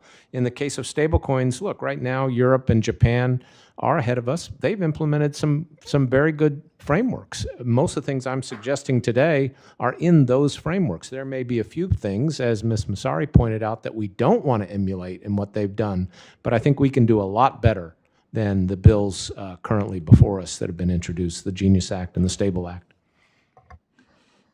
Thank you. The chair recognizes Mr. McCormick for 5 minutes. Thank you, Madam Chairwoman. Thank you all for being here. You know, innovation's the driver of economic growth, and you know, we've all lived through waves of innovation in the United States with everything from the internet to 5G to artificial intelligence. Digital assets and blockchain are the next big wave. It creates enormous opportunity for all of us, and particularly in Pennsylvania. And it's our job as policymakers to create an environment where that innovation can thrive, while at the same time protecting consumers along the way. And I saw this firsthand as the CEO of a software company in the late 90s in Pittsburgh, where it was sort of a go-go world, and we didn't have that certainty. So it's critical that Congress must pass meaningful legislation. I appreciate the Chairwoman and Chairman Scott's commitment to this task. I want to talk about international competitiveness, because in the absence of U.S. leadership, other major jurisdictions are rushing ahead, as you've said in your testimony. We risk having our entrepreneurs moving overseas because of those existing frameworks. So, Mr. Yakum, I'd like to start with you. Could you discuss how innovators in the United States, in specific terms, are disadvantaged due to the development of regulatory regimes in other jurisdictions? Thank you for the question, Senator. The lack of regulatory certainty in the U.S. has absolutely impeded investment and growth. And that's businesses like ours who operate as centralized intermediaries. That's business. Oh, he just handed him his balls. He just handed him his balls.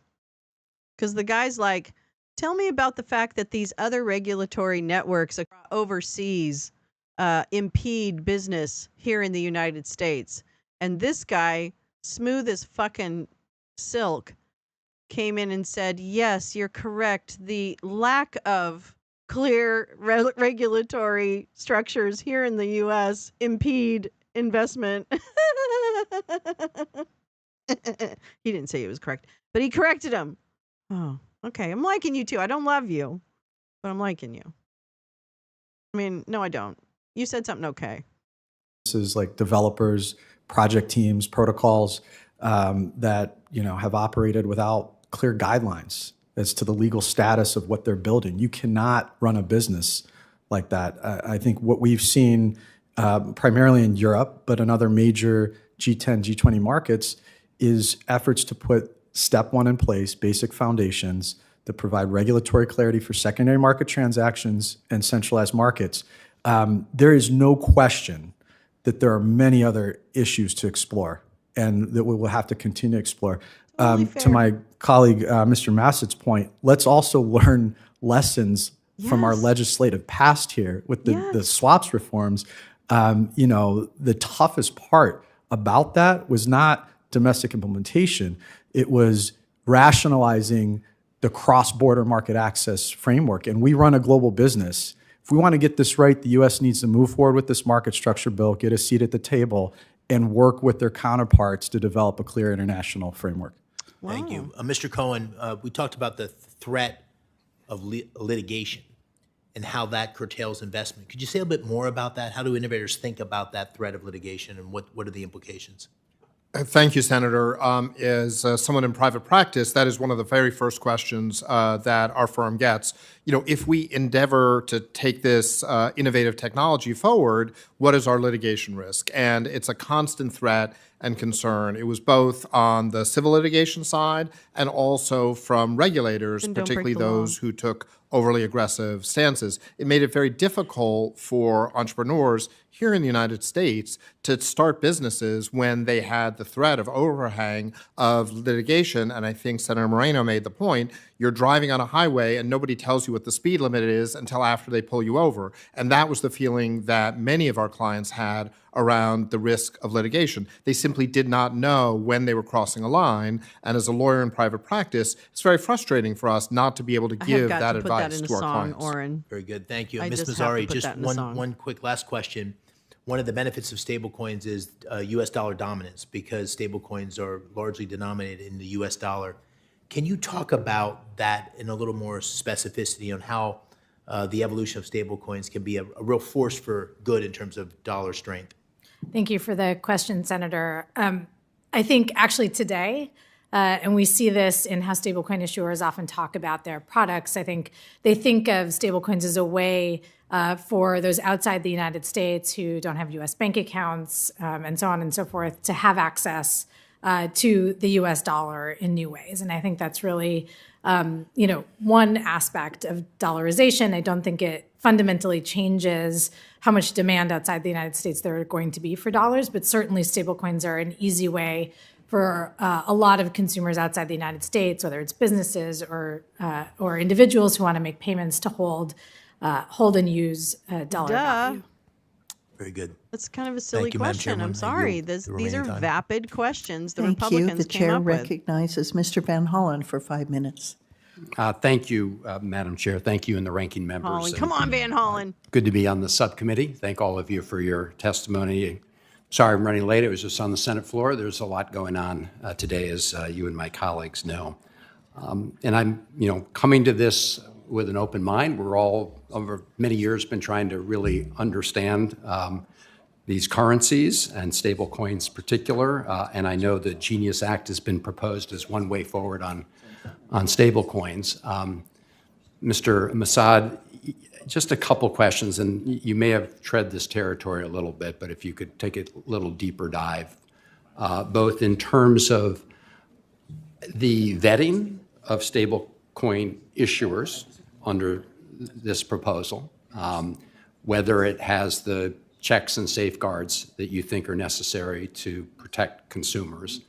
And the other issue would be if for some reason one of these issuers were to go belly up and you had to resolve claims. My understanding is it's a bankruptcy type procedure as opposed to some of the procedures we currently have for people who need to claim lost monies from a banking loss or something. Could you zero in on those and any other concerns you have as we approach this? Certainly, Senator. Thank you for the question. On the vetting, I think the Genius Act has some of the provisions you'd want in there for vetting, but it's not comprehensive enough. Senator Smith asked the question about the fitness of management. That's not in there. I think we just need a broader, framework of criteria. The McHenry-Waters proposal, I think, has that in terms of vetting. But the other aspect of vetting is who does it. Is it done at the federal level or is it done at the state level? And, that's where we are trying to strike a balance. I think the approach in the Genius Act tries to do that by saying the state framework has to be substantially similar to the federal one, meaning the criteria and so forth. And the issuer can't have a market cap larger than $10 billion. I think that notion of a trigger is to bring that puts down you into the federal government federal and replace bucket, it if you will, doesn't with allow a privatized stablecoin issuer services to that go to they the and their state friends is a good one, but I would strengthen it in a that's few what it ways. I is. would probably lower that threshold. Europe has a So, threshold we should for not be its surprised. significant e-money tokens of 5 billion euros. And I would still insist on some minimal federal standards that the states have to follow. On the bankruptcy issue, you're right that today what would happen in the absence of any special provisions is a normal corporate bankruptcy would apply. You'd have the automatic stay, which would mean token holders would not get their money until the conclusion of that process. They would also be pari passu with other unsecured creditors. The Genius Act at least says they have a priority claim, but it doesn't deal with that timing issue. And so I would prefer to see some sort of dedicated bankruptcy process or resolution process that's fast, both from the standpoint of the interest of holders, What's for dinner? but also to prevent any sort of collateral damage. if you've got a situation with a large stablecoin issuer and you're going through a very lengthy process before the holders get their money, you could have consequential defaults too. We saw that even with a small Terra, algorithmic stablecoin. So ideally, you'd have a dedicated process. At minimum, you'd want to say, you have segregation of those reserves. They're held in trust for the benefit of the holders. Ms. Massari, argued that they should be available to be given to the holders right away. Those sorts of concepts I think you could look at. But truthfully, a dedicated process could work and should be much simpler than a bank because the business model of these entities is going to be fairly simple. I appreciate that. Just to take us off track a little bit from stablecoins, but to deal with digital assets, much has been said and written about meme coins. You have been somebody who supports responsible innovation among digital assets. Of course, the president issued a meme coin, which I understand has gotten about $100 million worth. Do you have concerns that creates all sorts of conflict of interest problems? And I'm interested in other people's thoughts on that as well in closing. Absolutely, Senator. I've said publicly this was plainly wrong. I think it's a black eye for crypto. I think it's brazen corruption. And I'm disappointed that more people in the crypto industry, as well as, frankly, members of Congress, have not said similar things. I appreciate that. I just ask each of the witnesses whether you share Mr. Massad's view on that. So taking a bigger step back, and I say this in my written testimony as well, we've seen some of the worst scams and frauds and grifts using crypto. And that is, I agree, a black eye in the industry. It hurts those of us trying to build something that has real value and that has real utility. I actually think legislation that clarifies the legal framework for crypto markets, for stablecoins, will help to fight against the sort of worst of the bad behavior, because it will provide clear lines and will let law enforcement and regulators easily distinguish between the good and the bad, and that has to be the right answer. Worst of the bad behavior, gentlemen? Senator, with respect to the meme coin market, I think facts are important here. So take, for example, our platform at Kraken. We have over 300 assets listed. Less than 10% of those are meme coins. Meme coins are not a new phenomenon. Dogecoin, I think, is over 10 years old, maybe around there. So this is not a new thing. It's trending now. I think part of the reason there's been a focus on meme coins is because there's been regulatory uncertainty in the United States to create much of anything else, right? We've had developers that are looking to build, protocols and technology that have many different use cases. It's clear that meme coins are not securities, and thus, I think they're trending at the moment. Our role as a marketplace, however, is to ensure whatever's traded on our market, right? We run these assets through rigorous due diligence tests, cybersecurity tests, legal tests, and make sure everyone that is participating in our market is subject to KYC and sanctions. So, I think, again, putting this in perspective, yes, it's trending now, but there's a much bigger ecosystem here that we need to focus on. Oh, no doubt. No doubt, Yeah, I would shithead. concur I don't like in you that anymore. view. This is open technology, Senator, at the end of the day, and people around the world will do with it as they will. I think it's really important that we focus right here, on the bitch. use cases that drive adoption around the world, and I strongly support that. Thank you, Madam Chair. Mr. Warner. Why? I'm sorry. That's fine. I'll next time. Yeah. It's unfair because I wanted to answer Senator Moreno when he left, but you can convey, I'm all for innovation. Thank God. And when he was looking at that All right, computer you know what? in the mid-'80s, I was already in the wireless business. And because there was allowance to have competition in the wireless industry, I did pretty well. Started a company called Nextel.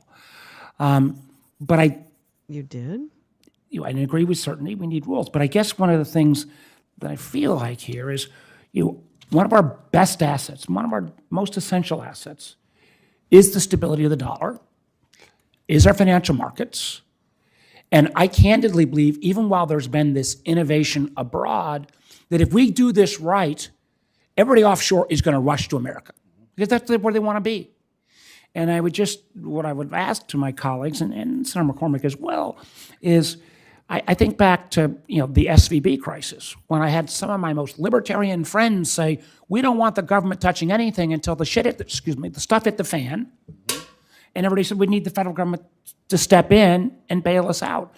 If we're going to touch our federal markets, if we're going to do all stable coins completely divorced from the rest of the financial system, maybe light touch would work. But if we're going to ultimately intertwine this with the financial system, which is why I think companies would want to come here to be connected to our overall financial system, we don't want to stifle innovation, but nudging our entities a little further along the line, that's the risk balance I'm trying to get to. And I think there is a spot here, and I will really support you and the ranking member, and particularly the chairwoman who's worked so hard and so long on this.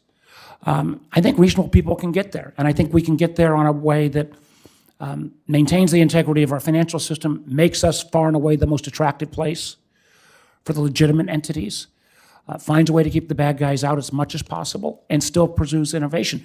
But that may not be light touch for the sake of light touch, because I would love to get my colleagues, I wish they'd been on the line when some of the biggest funders in this industry were calling around the SVB crisis and saying, gosh, we need the Fed to bail us out.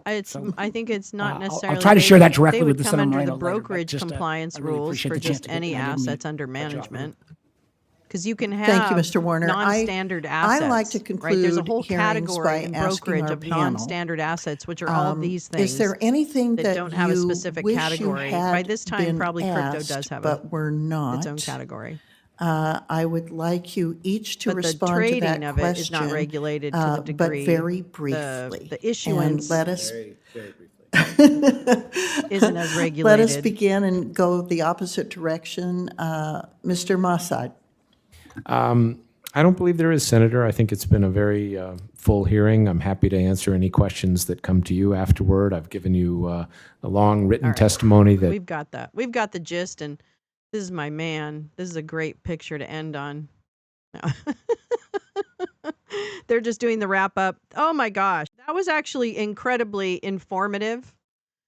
I feel like I got a lot of information out of that. Let me take the hearts off of him. I know that's distracting, but what a great addition to the family. Okay. And then there are a couple things I would like to share with you, however, so hold on. Don't leave me. Let's see. I want to just go over first a couple headlines. Okay. All right. This is the EPA will lose. This is from the New York Times right now. I just pulled it up just to see what the headlines are before I turn you all loose. So yeah, Trump administration cuts nearly 10,000 foreign aid programs. Environmental Protection Agency will lose 65% of its staff. Trump says. Okay, so that's a caveat right there. FDA cancels meeting of vaccine experts scheduled to advise on flu shots. Unvaccinated child dies of measles in Texas outbreak. There is some action within Israel and Hamas. I don't know. I thought there was a transfer today of remains. I don't know if this is the final transfer or not. There's the fantasy AI video. Michelle Trachtenberg passed away. Really tragic. I'm terribly sorry to hear that. Young, talented actress. I just didn't really watch Gossip Girl or anything like that, but I can appreciate other horror movies and other things that she acted in. All right, and then the last thing I want to show you, because I want to end on a real high note, is I want to show you this, or I want to play this for you, and I want you to just be happy. Here we go. This is from a few days. This is just a minute. It's just a minute. Don't panic. Okay, ready? Are you ready to rock? Here we go.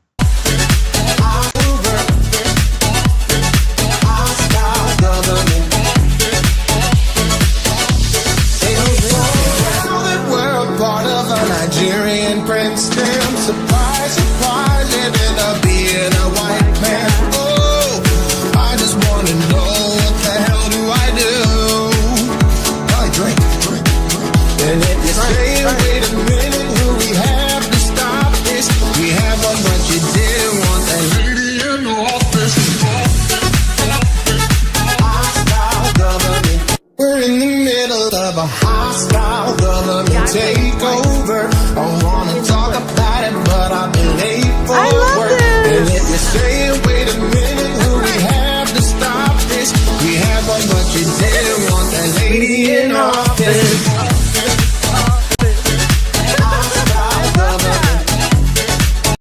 should credit the original artist in the description. I'll find that. I feel badly that I didn't do that. Although you can see what TikTok it is. Anyways, I do love that. It's in my head. It's a bop.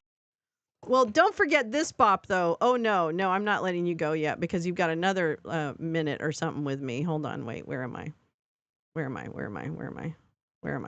my... Oh, no. See, this is the problem.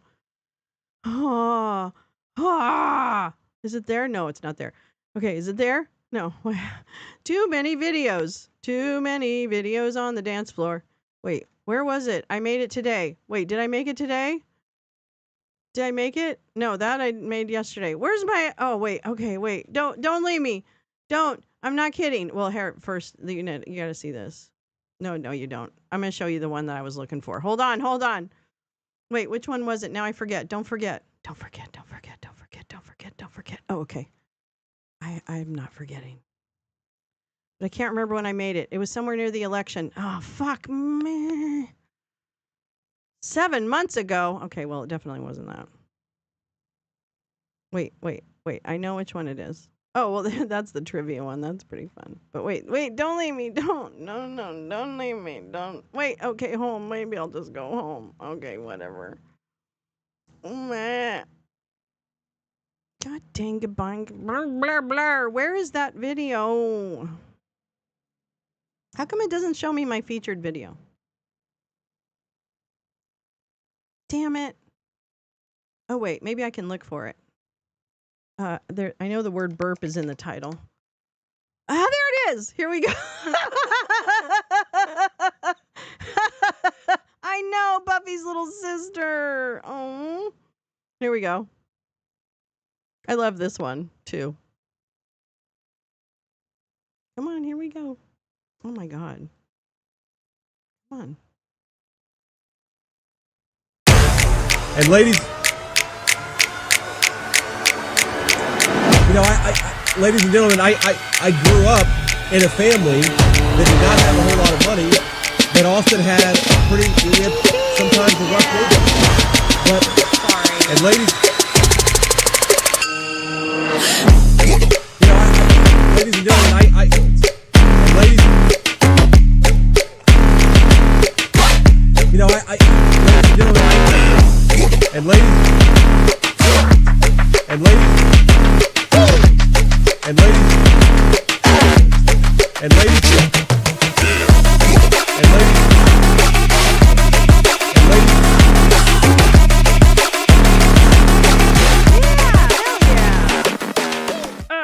Don't do anything. Get out of here, duck. Ooh. Commander Vance club music. Hell yeah, Oren. I love that one. I listen to it every time it comes up on my... If I have to go to my channel for any reason, it's the one that I have that plays automatically, and I fucking love it. Anyways, so I'm sorry, GP. Yes, we just watched a fascinating crypto show. It had a great bass, right? I wish I could mix beats like that.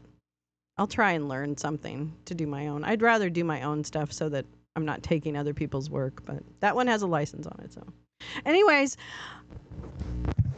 sorry, stop. There we go.